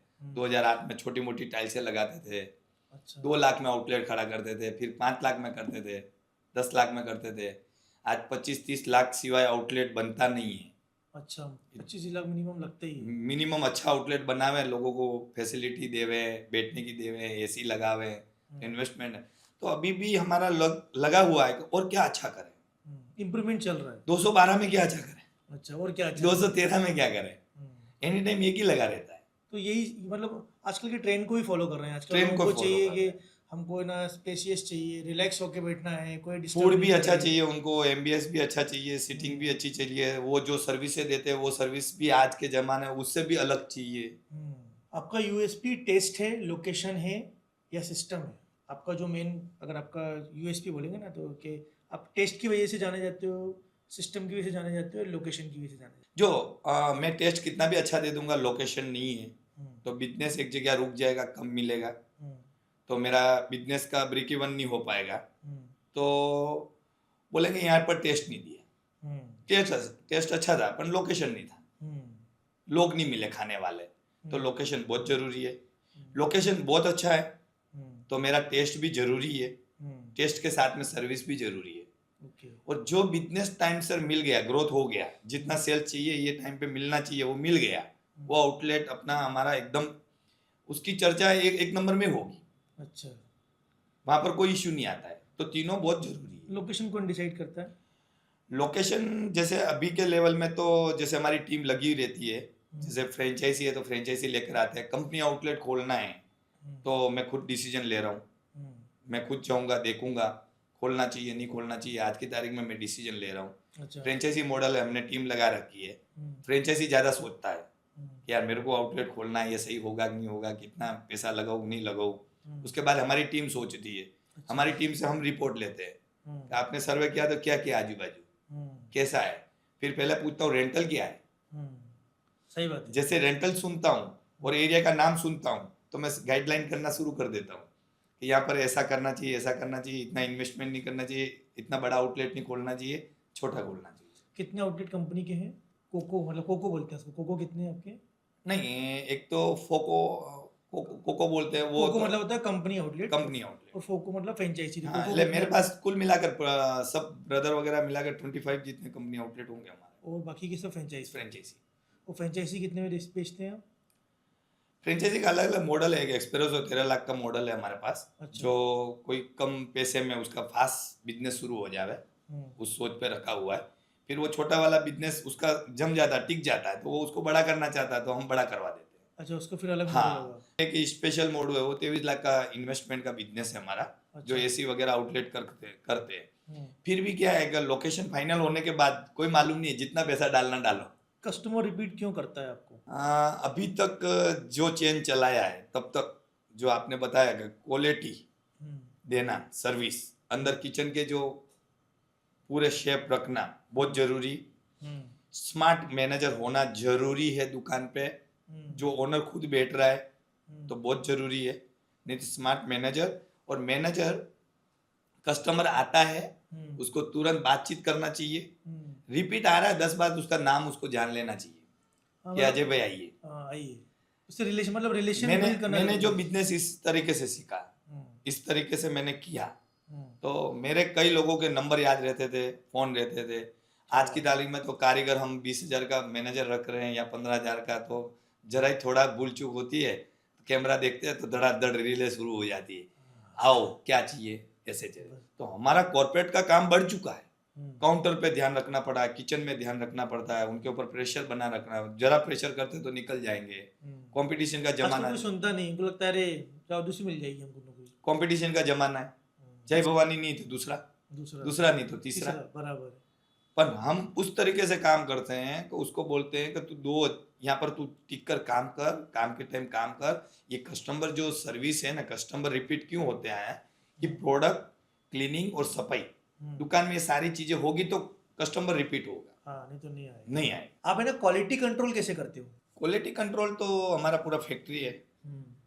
मेरा फैक्ट्री बनाने का पहले से शौक था। अच्छा। जब सैटेलाइट था तो छोटा सा बनाया था, उससे थोड़ा काम बढ़ा, थोड़ा बड़ा बनाया था, उससे बड़ा और बड़ा बनाया था। तो अभी तो मेरा ये साथेज में करीबन 1 बीघा प्लस में फैक्ट्री है मेरा। अच्छा। बड़ा सा प्रोडक्शन है। तो क्वालिटी कंट्रोल का जो है, पहले तो हमारा सेंटर किचन से पूरा का पूरा सप्लाई होता सारा आउटलेट में। अच्छा। जितनी भी है, जैसे ग्रोसरी है, वेजिटेबल है, डेयरी प्रोडक्ट है, वो डायरेक्ट सप्लाई होता है। बाकी का पूरा मटेरियल वहां से होता है। अच्छा। और वहां पर पूरी की पूरी एफएसआई के गाइडलाइन के हिसाब से हमारी सिस्टम डाल रखी है हमने। अच्छा। और हमें एक्सपोर्ट का काम करते हैं। तो समझ जाना, हमारी फैक्ट्री के अंदर कोई चीज आज उतर रही है ना, वो पूरी चेक नहीं होगी, टेस्टिंग नहीं होगी, क्वालिटी अथॉरिटी नहीं देंगी, तब तक वो अंदर नहीं ले जा सकते। अच्छा, मतलब एसओपी बना के रखा है आपने उसका? बना रखा है कि भाई ये चीज होनी चाहिए, नहीं होगी तो भाई रिजेक्ट। तो आपको पहला पॉइंट ये दिया है कि गलत भी आ गया वो अंदर जा नहीं सकता, किसी मेरे बोले भी जा नहीं सकता, रिटर्न ही जाएगा। अच्छा। तो उससे आगे तो पूरा का पूरा प्रोसेस सिस्टम में। बहुत बढ़िया। मतलब जब तो इतना बड़ा बिजनेस मेंटेन हो पाएगा, नहीं तो मेंटेन ही नहीं हो सकता ना। सही, आज मैं खुद गलत हूँ और मेरी क्वालिटी टीम को या मेरे मैनेजमेंट को मैं गलत सिखा दिया और बता भी दिया भूल में, और उसको आदत पड़ गई, तो मेरा मैनेजमेंट तो बेकार हो जाएगा। क्योंकि क्या होता है, आज मैंने देखा है बहुत सारे ब्रांड्स ये क्वालिटी की वजह से ही खत्म हो जाते हैं, क्योंकि वो क्वालिटी मेंटेन नहीं करते। उनको लगता है हम बड़े बन रहे हैं, हम तो कुछ भी बेचेंगे चलेगा, और आगे जाके वो बंद हो जाते हैं। बहुत ब्रांड देखे मैंने, पर नाम नहीं ले सकते से किसी का, है कई ब्रांड्स। होता है, हम भी होंगे उस समय।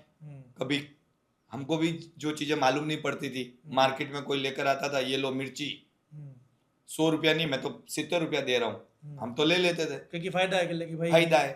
पर वो चीजों को धीरे धीरे मालूम पड़ा कि नहीं यार कुछ गड़बड़ है, ये भी 70 ग्रोथ करते करते धीरे धीरे मालूम पड़ा। कुछ हमारे बिजनेस में कारण हुए, कुछ इश्यू हुए, कुछ ऑफिसरों से मिले, किसी ने अच्छे गाइडलाइन किए, कुछ तकलीफ पड़ी, ये क्यों हुई। तो हर टाइम कुछ ना कुछ नया ही सीखा। बिजनेस मेरा है, हम लोगों को क्या ध्यान रखना है, हमको क्या देखना है, लोग क्या दे रहे हैं वो मत देखना। आपकी फैक्ट्री के आने के बाद आपका है, और आपने बनाने के बाद में आपने सप्लाई किया। अच्छा। उसका ओनर मैं हो गया, वेंडर छूटा हो गया।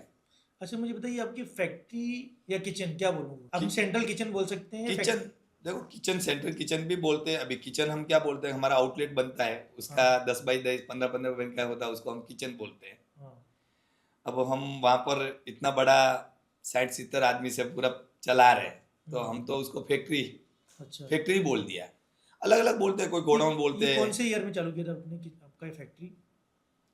फैक्ट्री की कहानी ऐसी है कि जैसे मैंने आउटलेट बढ़ा दिए थे, पहले 11 का सपना था, फिर 51 का सपना था, हम्म 51 बढ़ा है तो फ्रेंचाइजी बहुत सारे खुल गए थे, हम्म तो ऑपरेशन इश्यू फिर फंस गए थे हम्म कि सुबह माल बनाओ, हम्म दोपहर में सप्लाई करो, फिर 5 बजे माल बनाओ, फिर शाम को सप्लाई करो। अच्छा तो ऑपरेशन इश्यू हो गया, डबल आदमी डबल माल, सिस्टम नहीं, कैसे जावे, रोज का रोज बनाना, रोज का रोज सप्लाई करना। उस पर भी रिसर्च किया हमने कि साला तकलीफ बहुत आ रही है, और या तो बिजनेस बंद करना पड़ेगा, जो आपने पहले पॉइंट बोला कि आप क्या सोच सकते हो बिजनेस के लिए, तो सोचा तो नहीं पर ब्रेक लगा दिया बिजनेस को, ये तकलीफ आ रही है इसको रोको थोड़ा। तो हमने 2-3 महीना उसको रिसर्च किया, कुछ लोगों से मिले, क्या हो सकता है। मुझे तो 200 आउटलेट बना, 500 बनाना, 1000 बनाना है, मुझे 50 में संतोष नहीं है, अच्छा और ये मेरी बीमारी है, क्या करूं। उसके हल मिले, उसके कंसल्टेंट मिले, हमारे को मिलाने वाले मिले, और कंसल्टेंट्स आए, जैसे हम काम कर रहे थे उन्हें एक रिपोर्ट बनाया, रिपोर्ट बनाने के बाद बोले आप ऐसे काम कर रहे हो और हम इस ऐसे काम नहीं करना चाहते, हम ऐसे काम करना चाहते हैं। मैंने एनी सेकंड फैसला ले लिया, मैंने बोला आप बोलोगे ऐसे काम करूंगा, बोलो। तो फिर ऐसे स्टार्ट हुआ। जब मेरा फैक्ट्री यहाँ जोधपुर 4 रास्ते में था, अच्छा था, खर्चा किया हुआ था, बहुत चल रहा था, वो बोले हमको तो नया फैक्ट्री चाहिए। अच्छा तो 2014 में मैंने सातेज में फैक्ट्री रखा, 1 साल काम बनाया, फूड एफएसआई के लाइसेंस की पूरा जो प्रोसेस होती है उस हिसाब से कोई कॉम्प्रोमाइज नहीं किया। वो फैक्ट्री कितनी आगे जाएगी कि नहीं जाएगी कोई चिंता नहीं किया, पूरी प्रोसेस की फैक्ट्री बनाई सातेज में। और आज भी अपना वही सिस्टम फॉलो हो रहा है। 2014 में मैं ली होगी, 15 में काम चला, 2016 फरवरी 4 मेरे बेटे का जन्मदिन है, उस दिन फैक्ट्री को मैंने शुरुआत की। तो किशन जी मेरे को एक आपसे एक क्वेश्चन पूछना था ये कि गूगल रिव्यू से क्या फ़र्क पड़ता है, क्योंकि गूगल रिव्यू पे आजकल जब सब लोग है ना कि किसी को कुछ खाने जाना है या कुछ अच्छा चाहिए तो लोग सर्च मारते हैं कि बेस्ट वड़ा पाव इन अहमदाबाद या गुजरात, तो उससे क्या फ़र्क पड़ता है अगर किसी ने गलत रिव्यू दिया है तो। एक समय ऐसा था जो मैं गूगल वगैरह ये सब सोशल पे इतना ध्यान नहीं देता था, पर जब से मुझे गूगल के बारे में मालूम पड़ा, पहले तो जैसे एड्रेस पूछते थे कहीं जाकर, अच्छा फिर मैप निकले थे, ऐसे ऐसे, जैसे गूगल अभी इतना है कि गूगल पे जो रिव्यू डालते हैं, और अभी की तारीख में हम हमारे मैनेजर को या हमारे जो भी आउटलेट चलाते हैं उन सबको पहले बोलते कस्टमर का रिव्यू लो, गूगल पे डलवाओ, अच्छा सर का।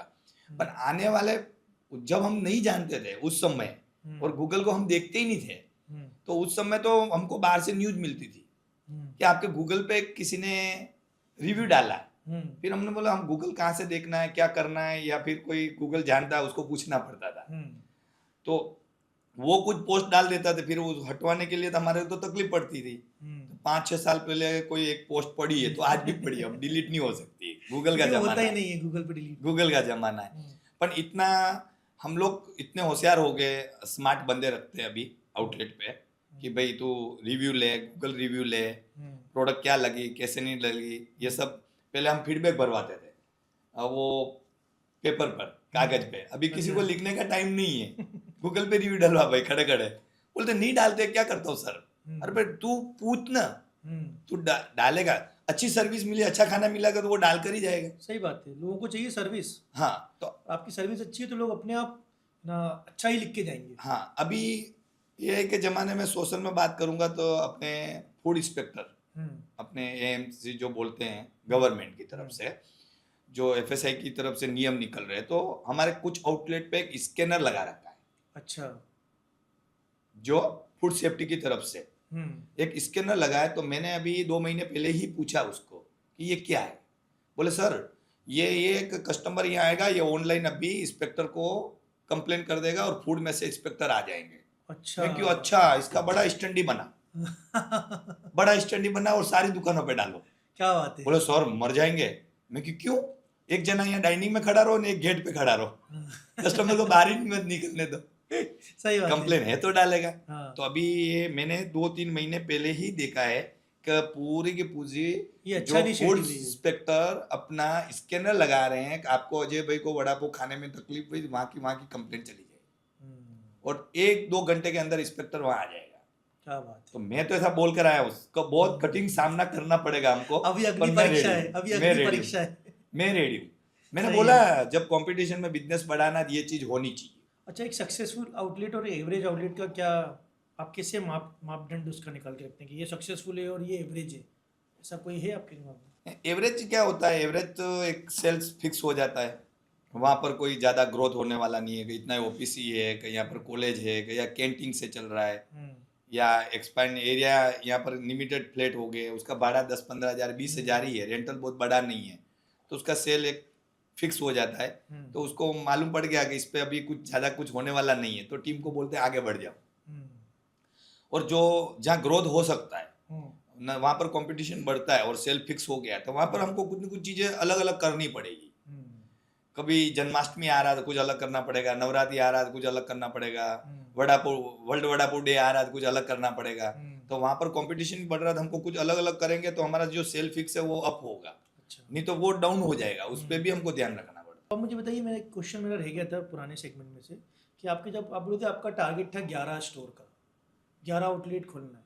उसके बाद ये फिर इतने जो आपके स्टोर खुलते गए, आपके आउटलेट खुलते गए, फ्रेंचाइजी जाते गए, तो वो कैसे हुआ वो? क्योंकि 11 तो आपने खोल लिए थे, आप बताए थे जो आप मेरे को कि आपके 11 टारगेट था कि मैं 11 ही खोलना है मुझे। उसके बाद में फिर ये कैसे इतना बड़ा आपका कारोबार बढ़ता गया? है। 11 के बाद में जो था आउटलेट हम खोलते गए, जिससे कि बात करूंगा तो मैंने खेरवा महसाणा पहला आउटलेट उधर दूरी पे खोला, हम्म फिर और दूरी पे खोल दिया, महसाणा खोल दिया, पालनपुर खोल दिया, हम्म यहाँ से 138 किलोमीटर दूरी पे आउटलेट कैसे चलाना सीख लिया। अच्छा। ऐसे करते करते 30-35 आउटलेट हो गए हमारे पास हम्म जय भवानी के। हम्म अब हुआ क्या वहां पर कि लोग फ्रेंचाइजी मॉडल आ रहे थे, हम्म तो मैं कोई ब्रांड के नाम 3 लोगों पर नाम ले सकता हूँ, उसमें कोई जरूरी नहीं नहीं, ले है सकते हैं बिंदास, कोई कि दिक्कत नहीं है। जंबो किंग वड़ा पाव है। हम्म जंबो किंग वड़ा पाव आया था उस टाइम में 2011-10 में, फिर चटकास कर एक, वो तो बड़ौदा का ब्रांड था, पर वो लोग क्या ड्राई वड़ा पाव देते थे, बॉम्बे वड़ा पाव देते थे, और बहुत बड़े बड़े आउटलेट खुल रहे थे उनके फ्रेंचाइजी के, और लोग इन्वेस्ट भी कर रहे थे। तो मैंने बोला हम कंपनी का कर रहे हैं, हम फ्रेंचाइजी क्यों नहीं खोल पा रहे? हमारा डर था कि नाम खराब नहीं हो जाए उस लेवल में। तो जंबो किंग वगैरह जो गुजरात से ब्रांड अहमदाबाद से भी निकल गए, तो क्या निकल गया, तो उनका देखा तो वो वड़ा पाव रखते थे, राउंड पाव रखते थे, बड़ा देते थे, बर्गर जैसा देते थे, राउंड देते थे, फिर क्या डूचा मारता था खाने में, आज चटनी, हम क्या तेल बटर गरम करते थे, वड़ा पाव उनका क्या कोरा वड़ा पाव था, गुजराती एक्सेप्ट नहीं किया था, और रखते थे 5 प्रोडक्ट रखा वड़ा पाव में, सॉस वगैरह डाला, उतना ही रखते थे, और आउटलेट बड़े बड़े खोले, तो उनको दिक्कत आई, तो वो निकले। पर कुछ ऐसे फ्रेंचाइजी और खुल रहे थे हमारी लाइन के, हमने बोला हमने इतने सालों से मेहनत की, हम फ्रेंचाइजी नहीं खुल रहे, नाम खराब हो जाएगा, और ये तो आते जा रहे हैं, खुलते जा रहे हैं। तो हमने एक फ्रेंचाइजी मॉडल के लिए, हमारा पालनपुर का एक आउटलेट था, उसको मैंने एक फ्रेंचाइजी बनाया, पेपर वर्क सब बनाया, एग्रीमेंट बनाया, सिस्टम बनाया, कैसे फ्रेंचाइजी चलते हैं सब, फ्रेंचाइजी मॉडल कैसे रहेगा, क्या रहेगा, सब था। पर मैंने अजय भाई एक ऐसे बंदे को फ्रेंचाइजी बनाया, तू इसको 6 महीना तक ये मेरा आउटलेट तू चला, तू मेरा फ्रेंचाइजी है, तू कंप्लेन कर और मैं तेरे को सर्विस दूँ, मैं ठीक करके दूंगा, है ना? ठीक करके दूंगा। तो ऐसे मैंने डील की, मैंने कोई ज्यादा पैसा नहीं लिया, उससे कम पैसा लिया, पर पैसा जरूर लिया। अच्छा। आउटलेट का, क्योंकि ना नहीं तो वो फ्रेंचाइजी मॉडल नहीं एक चीज होता। तो होता है ना, इंडिया के अंदर फ्री की वैल्यू नहीं है। आप फ्री की कोई चीज दोगे ना तो कोई वैल्यू नहीं करेगा, उसकी थोड़ा चाय ले लोगे ना तो अपने आप वैल्यू बन जाती है। उसके बाद में वो देने के बाद में मैंने पाठन में आउटलेट खोला, अच्छा। और फ्रेंचाइजी खोलते खोलते मेरे 51 आउटलेट हो गए थे। ये कौन सी ईयर की बात है? ये 14 में, 2014 में। 14 में 51 क्रॉस हो गया, 50 क्रॉस हो गया आउटलेट, और ऑपरेशन ही काफ़ी दिक्कतें हमको आना शुरू हो गई। उसी टाइम जो मैंने फैक्ट्री का बात किया था, टीमें रखी, कंसल्टेंट रखी, कॉर्पोरेट ऑफिस बनाया, सिस्टम बनाया, और उस तरीके के बाद जो हमने विजन पकड़ा, सारी टीम जितनी भी रखी थी उनको सबको अथॉरिटी देना जरूरी समझा। हर अथॉरिटी मेरे हाथ में नहीं रखी, बराबर है। था कुछ पैसा बचा सकता था मैं, पर वो पैसा जाने वाला, खर्च जाने वाला, अथॉरिटी दिया, काम बढ़ा, फास्ट गया, कुछ टीमें अच्छी थी, कुछ टीमें खराब थी, पर साथ में लेकर चलना जरूरी समझा। 2018 में जन्माष्टमी 1 को 101 नंबर का आउटलेट मैंने उदयपुर में ओपनिंग किया था, ग्राउंड ओपनिंग किया था वहां तक का। तो वहाँ फैक्ट्री रखा था, 101 नंबर का आउटलेट किया, और बहुत अच्छा एक फीलिंग लिया कि सेंचुरी कैसे होता है। मेरा क्रिकेट का शौक है, मैं खेलता नहीं हूँ पर मैं देखता हूँ सेंचुरी के बाद खिलाड़ी क्या करता है। तो मैंने भी मेरा बैट लगाया था, मार्कोट को बैट बनाया था, पूरा ऐसे जर्नी बनाई थी, स्टेट बनाया था, सॉन्ग रखा था, दिन को आउटलेट ओपनिंग किया, रात को खाना रखा कम से कम 7-8 हजार लोगों का, क्या बात है। और एक शतक की तरफ पूरा का पूरा क्योंकि आपका वो इवेंट कर सेंचुरी था। सेंचुरी था। अच्छा, आप फ्रेंचाइजी पार्टनर से सबसे पहला सवाल क्या पूछते हो? फ्रेंचाइजी से मैं क्या पूछता हाँ, जब आप फ्रेंचाइजी को आपके पास लेने के लिए आता है या आपका डन हो गया, डन होने वाला है, तो पहला सवाल क्या पूछते हो उससे कि भाई तू कौन बैठेगा? हाँ, कौन बैठेगा? ये वही बात।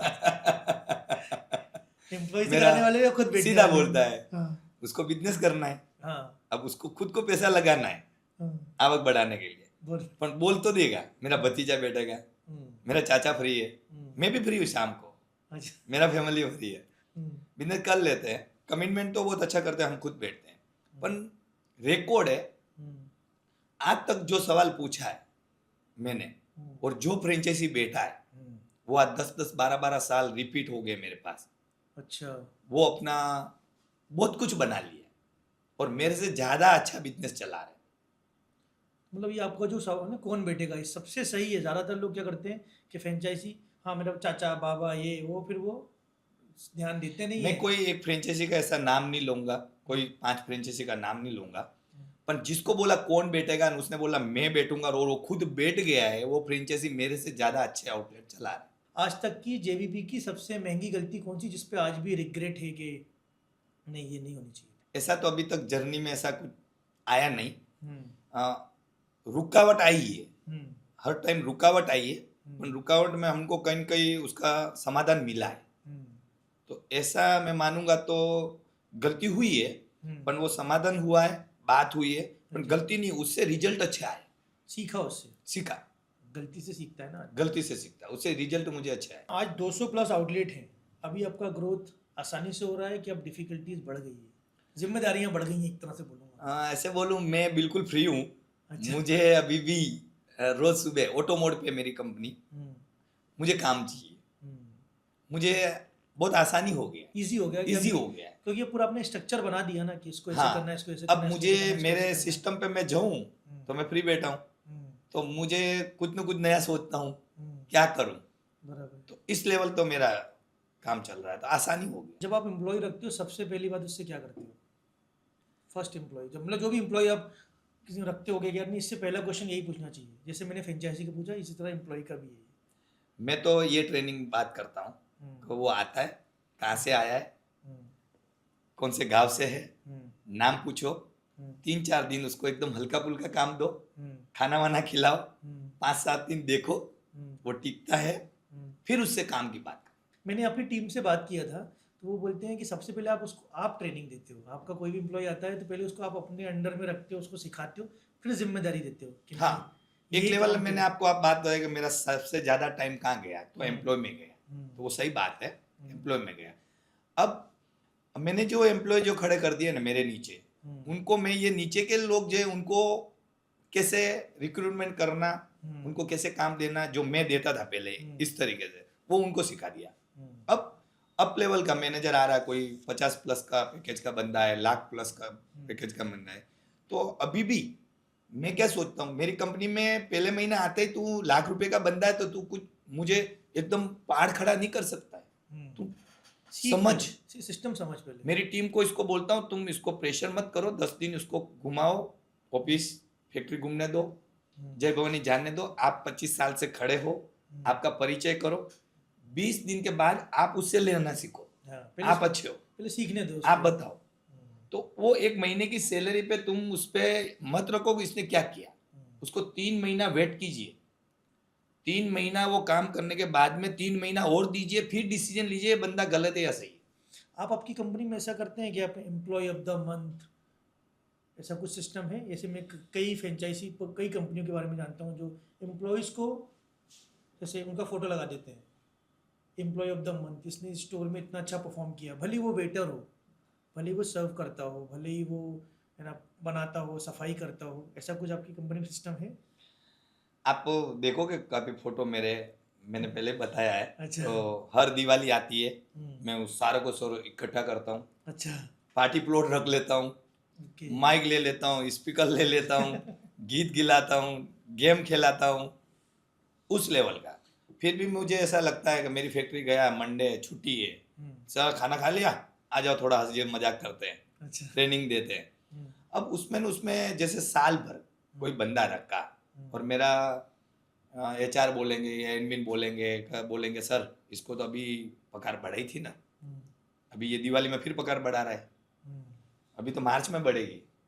मैं मतलब वो नहीं होता है, वो क्या कर रहा है वो देख, वो क्या करना चाहता है। बराबर। तू जो ग्रोथ दे रहा है 15% या 1000%, वो तो बहुत कुछ करना चाहता है, उसकी स्किल पे जा। वो जहां पर तू जो काम करा रहा है और वो बंदे में स्किल है तो उसका पार्ट बदल डाल, उसको पूछ क्या करना चाहता है, तेरी पैकेज क्या करना चाहता है, तेरा समय कितना देना चाहता है, तू कितने बंदे जोड़ना चाहता है, करेक्ट है। उस पर नक्की करूंगा मैं मार्च तक का वेट नहीं करूंगा। बहुत बढ़िया। इंडिया में वड़ा पाव कैटेगरी मैकडोनल्ड को चैलेंज कर सकती है क्या? ये हुई ना बात।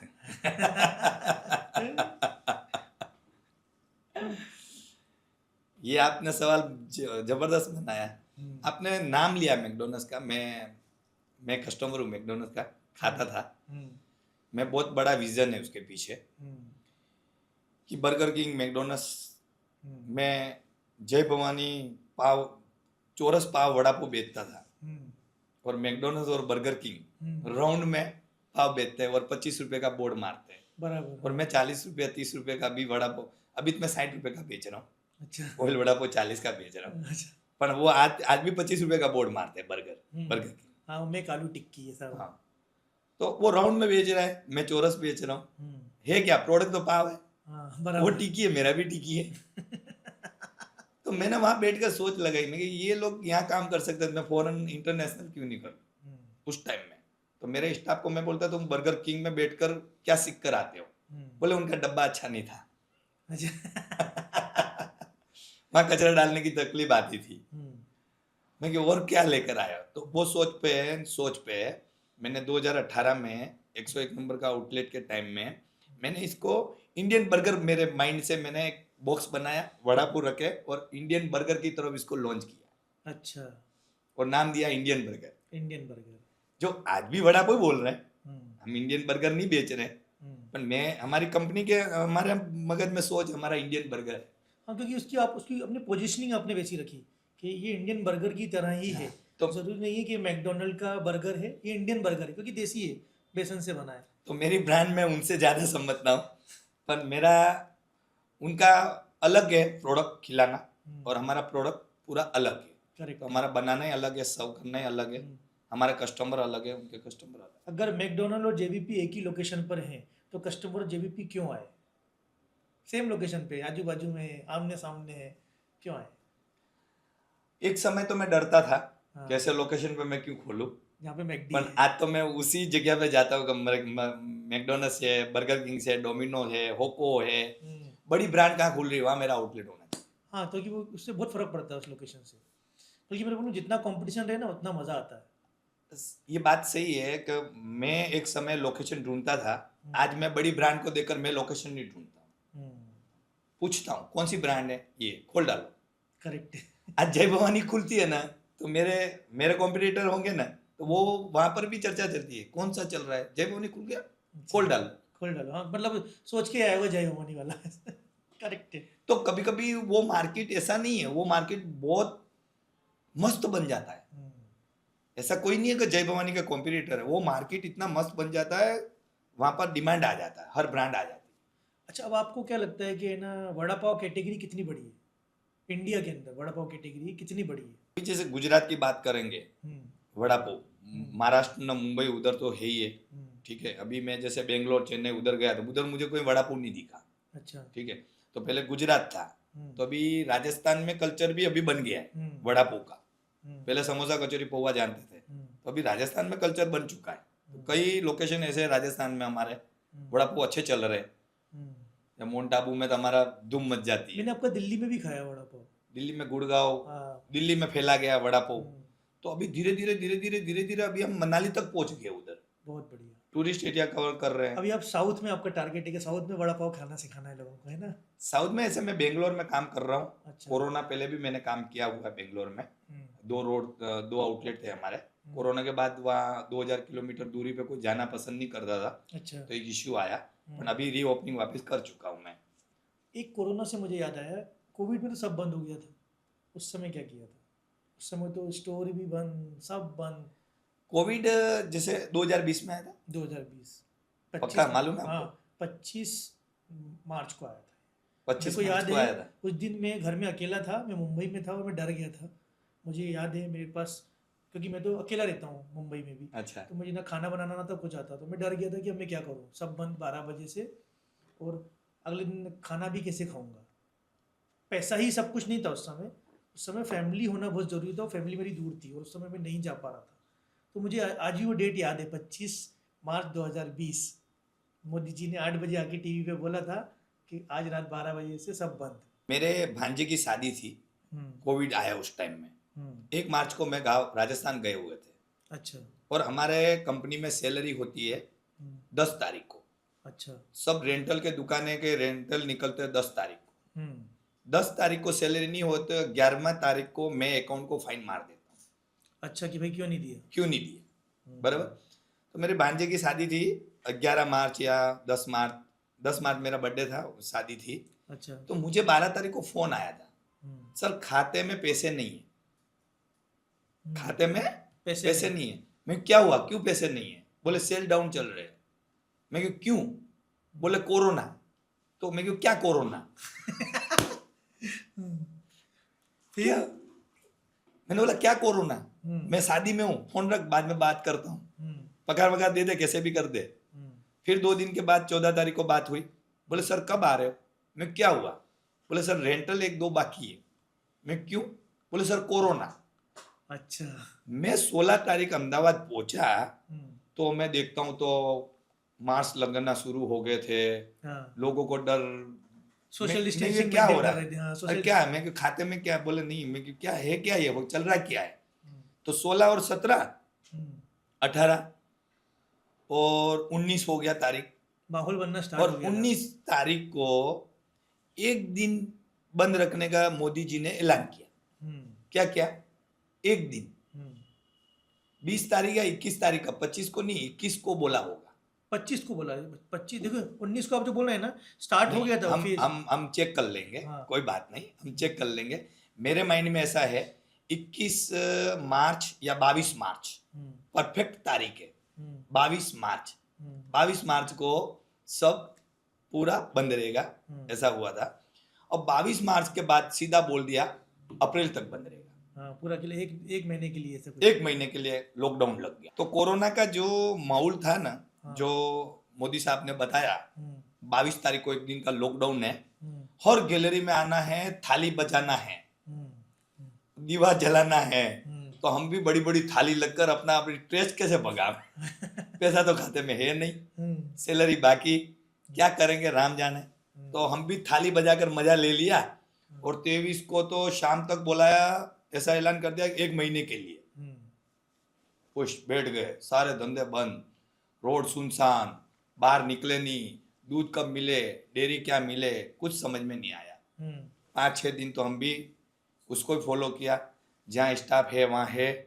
भागा भागी हुई, स्टाफ दुकानें बंद करके चले गए, कोई भाग रहे, कोई किधर जा रहे, कहीं कैसे पब्लिक रोक रहे, तो मान रहे नहीं है। लोगों को बोला स्टे है वहीं रहो, पर लोगों को जाना तो जाना ही था। करेक्ट है। तो 7 दिन तो ये चीज़ को मैंने देखी थी कोरोना में। देखते समय में फिर कुछ शॉप थी जहाँ पर कुछ इलेक्ट्रॉनिक कुछ इश्यू हो सकता है, तो हमको 28-29 तारीख को हमको एक स्पेशल लाइसेंस मिल रहा था कि आप लोग गीता मंदिर जाकर साइन ले लो, और आपकी कोई प्रॉपर्टी डैमेज हो रही है या उसको कुछ चेक कर रहे हो तो कर लो। तो वहाँ से हम गीता मंदिर गए, एक लाइसेंस लेकर आए। 1 अप्रैल से हमको ऐसा बोला ऑनलाइन फूड आप किचन से थोड़ा डिलीवरी कर सकते हो।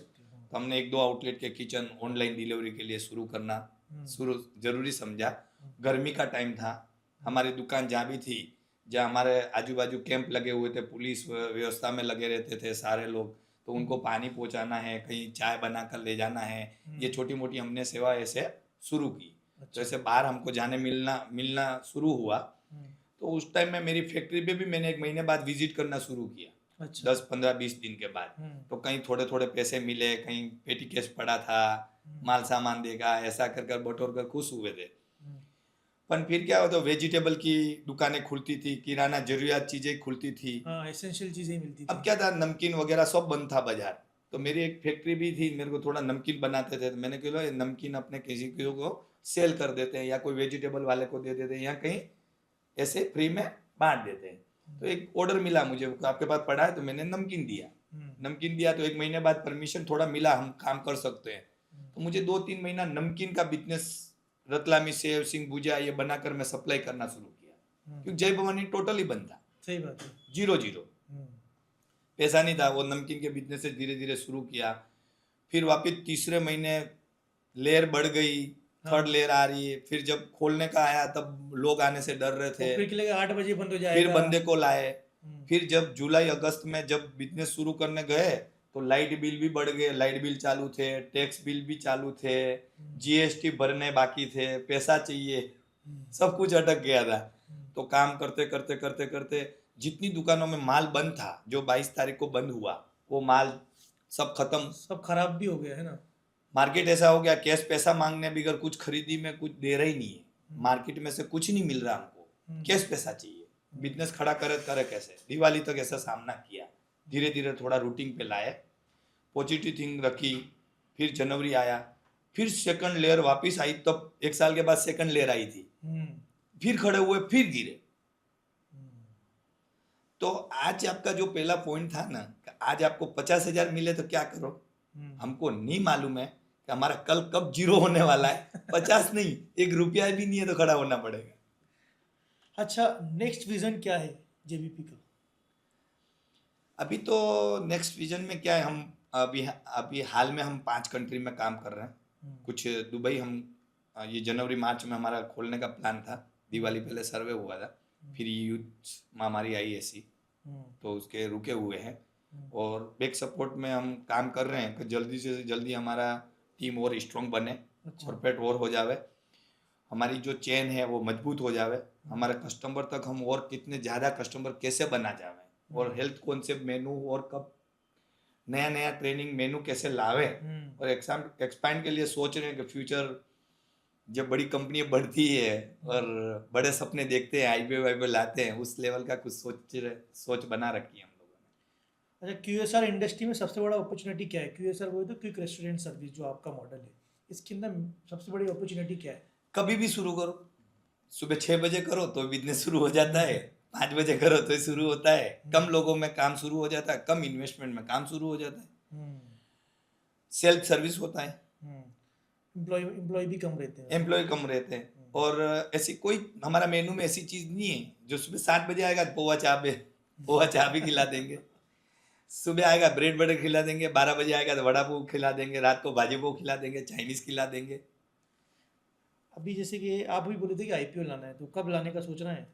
हाँ, बेसिक कोई डिसाइड नहीं है अभी भी कि आपने कोरोना जैसी महामारी किया है, तो अभी जो युद्ध का चल रहा है। हाँ। अभी मोदी साहब ने बीच में बताया कि पेट्रोल डीजल बचाना, ये बचाना, गोल्ड नहीं लेना, तो हम तो पूरे के पूरे सारी जगह से कंफ्यूज है। और आज की तारीख में हम जो सेल प्राइस करते हैं, सैंडविच का 100 रुपया होता है, वड़ा पाव 50-60 के ऊपर कौन खा पाएगा? समझो, खा सकते हैं तो भी वो बोलेगा 50-100 रुपया क्यों दो वड़ा पाव का। सही बात है। तो हमको महंगवारी कहीं कहीं हर चीज में महंगवारी। आज आप पैकेजिंग बहुत महंगा हो गया हमारा, पैकेजिंग इतना महंगा हो गया, फूड कॉस्ट। आपको मालूम है 3 महीने पहले गैस का बाटला हमको 1800 रुपए में मिलता था, 1900 में मिलता था, मार्च के महीने में 5200 में बाटला ला रहे हैं हम लोग। हमारा फूड बढ़ चुका है, हमारा मार्जिन घट चुका है। तो ये सारी चीजें कहीं कहीं इश्यू आ रही है। अब कब गैस का बाटला घटेगा, महंगवारी घटेगी, नहीं घटेगी, तो माइंड सेट करना पड़ेगा, 100 रुपया का वड़ा पाव खाना पड़ेगा। अच्छा, मुझे एक क्वेश्चन और है, ग्रॉस मार्जिन कितना होता है और नेट मार्जिन कितना होता है? बोलते हैं ना ग्रॉस मार्जिन के 50%, 70%, तो नेट कितना है एग्जैक्ट? अगर एक 40 रुपये का वड़ा पाव है तो उसमें आपको कितना बच रहा है? 25% मार्जिन है, 20% मार्जिन है, नेट प्रॉफिट जिसे बोलते हैं। मेरे बिजनेस की बात करूंगा ना, तो रेस्टोरेंट में हो सकता है कोई रेस्टोरेंट डाइनिंग जो है, रेस्टोरेंट है, अच्छे रेट मिलता है, बड़ी पैकेज, बड़ा रेट सकता है, 500 रुपये की प्रोडक्ट बिक रही है, तो वो लोगों का मार्जिन मिल सकता है। बराबर। और मेरा जो मॉडल है जो 50 रुपए का वड़ा पाव बेचना है, 100 रुपए की सैंडविच बेचनी है, 100 रुपए का चीज़ का पिज़्ज़ा बेचना है। आज मैं अमूल बटर यूज़ करता हूँ, गोर्धन चीज़ यूज़ करता हूँ, ब्रांडेड चीज़ यूज़ करता हूँ, कंपनी उनके सिवाय नहीं करता हूँ।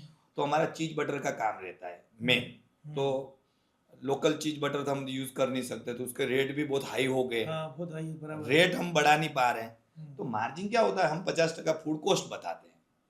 तो फूड कॉस्ट में 50% चला जाता है, 45% भी आ जाता है। तो उसके बाद में हमको सैलरी निकालना पड़ता है, लाइट बिल निकालना पड़ता है, टैक्स बिल निकालना पड़ता है, रेंटल निकालना पड़ता है, जीएसटी निकालना पड़ता है। तो मैं चाहता हूँ कि हाईएस्ट मॉडल कोई एक्सप्रेसो मॉडल होगा, वड़ा पाव दाल भेल सैंडविच बेचेगा और अच्छा सेल मिल गया तो 20 से 25% वो नेट प्रॉफिट कर सकता है। और रेंटल फिक्स है और सेल नहीं मिल रहा है तो कभी वो 10% ही करता है।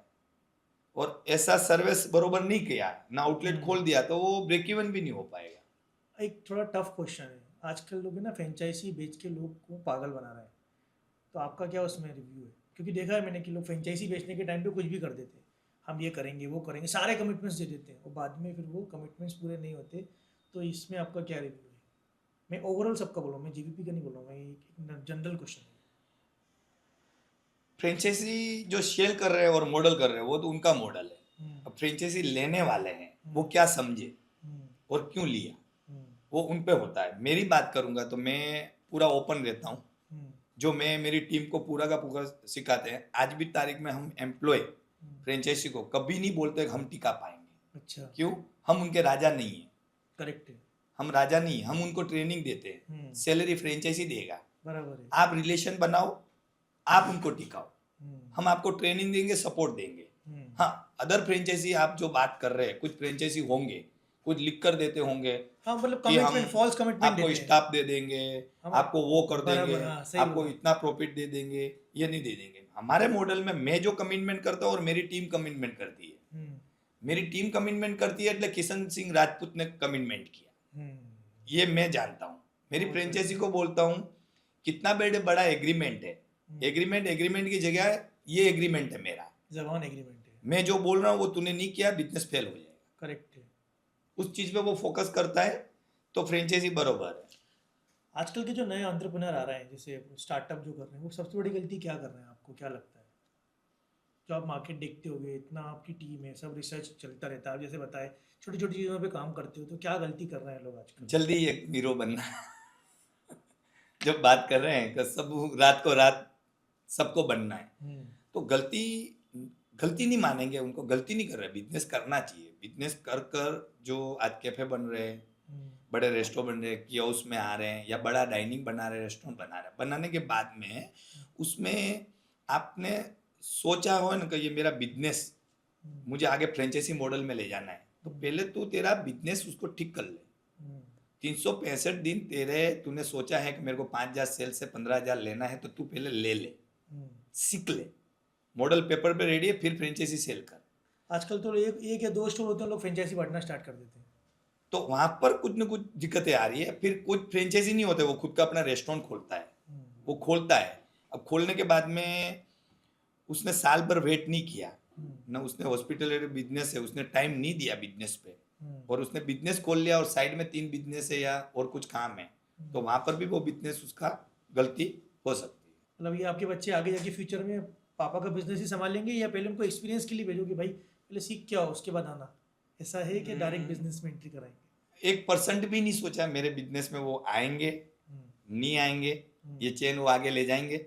इच्छा तो है कि पहले आप पढ़ाई करो, बनो, और ऐसी सब्जेक्ट लो पढ़ाई में जो ये बिजनेस बहुत ग्रो हो हमारा, आगे तक ले जावे, क्योंकि मैं एक समय तक ये बिजनेस चला पाऊंगा। सही बात है, उसके बाद उनको आगे ले जाना है। करेक्ट है। तो उनको कहीं कहीं मैंने आज की तारीख में ओपन रखे हुए है, आपकी इच्छा पूरी करो, अनुसार करो, थोड़ा थोड़ा इसमें इन्वॉल्व रहकर ये जानना बहुत जरूरी है जो कल आपको काम लग सके। अभी हमारा एक सेक्शन राउंड है, रैपिड फायर राउंड। इसमें आपको एक वर्ड चूज करना है, मैं आपको 2 वर्ड दूंगा, एक बोलना है आपको दोनों में से। तो पहला है प्रॉफिट या ग्रोथ, प्रॉफिट, फ्रेंचाइजी या कंपनी ओन, फ्रेंचाइजी। प्रोडक्ट या मार्केटिंग? दोनों। एक बोलना है, प्रोडक्ट या मार्केटिंग? मैं नहीं बोल सकता हूँ क्योंकि प्रोडक्ट और मार्केटिंग दोनों बहुत जरूरी है। कैश फ्लो या वैल्यूएशन? वैल्यूएशन। अहमदाबाद या टोरंटो? दोनों। स्टार्टअप या ट्रेडिशनल बिजनेस? इसमें क्या फर्क है? स्टार्टअप बोले तो आज जो लोग कर रहे हैं ना, कि ये समझ लो ये मग बनाया इसने अपना, जैसे मैंने अपना शो स्टार्ट किया, ये स्टार्टअप ही है ये। हाँ। और ये होता है आप पुश्तैनी बिजनेस चला आ रहा है, कि कोई तेल बेचता था तो वही पीढ़ियों से चला आ रहा है, वो ट्रेडिशनल बिजनेस होता है। वो डिपेंड करता है उस पे उनका ड्रीम क्या है। टैलेंट या डिसिप्लिन? टैलेंट। ये हो गया अपना। आज आपके पास ब्रांड है, आउटलेट है, नाम है, रिस्पेक्ट है, लेकिन आपकी नज़र में असली सक्सेस क्या है? मेरे साथ जुड़े हुए, हम्म, मेरे साथ जितने भी सालों से जुड़े हुए हम्म, और आगे जाकर डे टू डे मैं जोड़ रहा हूँ, हम्म। वो मेरे लिए सब। बिजनेस, पैसा या हजारों लोग जिनके घर जेबीपी की वजह से चलते हैं? हजारों घर जेबीपी वजह से चलते हैं वो आपको सेटिस्फेक्शन देता है। अगर कल सुबह जेबीपी ना हो तो भी क्या आप खुद को सक्सेसफुल मानेंगे, और क्यों? हाँ, यस। क्यों? मैंने जो किया अभी तक, हम्म, सब कुछ किया अच्छे के लिए किया, हम्म, और कल से जेबीपी नहीं है तो और कुछ अच्छा होने वाला है। करेक्ट है। मतलब जेबीपी आपने खड़ा किया, आप, जेबीपी ने आपको खड़ा नहीं किया, आपने जेबीपी खड़ा किया है। करेक्ट है। आप अपनी पूरी जर्नी को देखते हैं तो आपको सबसे ज़्यादा गर्व किस बात पर होता है? मेरे खुद के इम्प्रूवमेंट, मुझे सेल्फ बदलाना और मुझे कुछ सीखना। 1994 का किशन सिंह राजपूत आपके सामने बैठा है, सपोज आज से इतने साल बाद वाला, तो उसको क्या सलाह दोगे आप उसको? वो जवान लड़का एकदम, जिसने दुनिया देखना भी स्टार्ट किया है, तो उसको क्या सलाह दोगे आज की डेट में? मैं वहीं जाता हूँ 1994 में, और वो फोटो को देखता हूँ, और उस समय में वो फोटो को देखना अभी भी फील वही करता हूँ मैं। मेरा फील वही है कि वो डेयरिंग है, उस दिन वो फोटो में क्या डेयरिंग था, और आज मेरे में क्या डेयरिंग है, अच्छा। और आने वाले सालों में क्या डेयरिंग होना मतलब है। ये बोलना चाहोगे कि भाई तू वैसा ही रहे जैसा उस समय था, आज भी वैसा ही रहे थे। किशन जी, अभी आप है ना हमारी ऑडियंस को एक मैसेज दीजिए कैमरे की तरफ बोल के, कि आप क्या एक अच्छा मैसेज देना चाहेंगे जो आजकल के जो नए एंटरप्रेन्योर्स आ रहे हैं? यस, ऑडियंस को मैसेज तो इतनी खुशी मिलती है देने के लिए। जैसे बात करूंगा, जो शुरुआत की पूरी आपको आज स्टोरी बनाई है, और जब मुझे मौका मिला आपके सामने बैठकर, और आप जब मुझे मिले तो मुझे बहुत अच्छा लगा कि आपने बोला मेरा ये शौक है, एआई का ज़माना है, सोशल का ज़माना है, कब बंदा कौन से दिन हीरो बनेगा कोई मालूम नहीं है। तो मैं चाहता हूँ कि मेरी जर्नी इतने सालों में जो मेहनत कर कर, पैसा नहीं एक टैलेंट कर कर यहाँ तक मैं जो पहुँचा हूँ, और मैं बदौलत मांगूंगा ऑडियंस की, मेरे कस्टमर की, मेरे परिवार की, सबकी। उनका मेरे साथ सपोर्ट रहा, मैं ये लेवल पे हूँ, और मैं उनसे आशा करता हूँ और मुझे सपोर्ट करें। आने वाले दिनों में मैं बहुत कुछ हासिल करूँ, मेरे हाथ में नहीं है, मैं मेहनत करूँगा, और मैं यही करता रहता हूँ कि आप मेहनत कीजिए, आगे बढ़िए, कहीं रुकिए मत, चलते रहिए। धन्यवाद।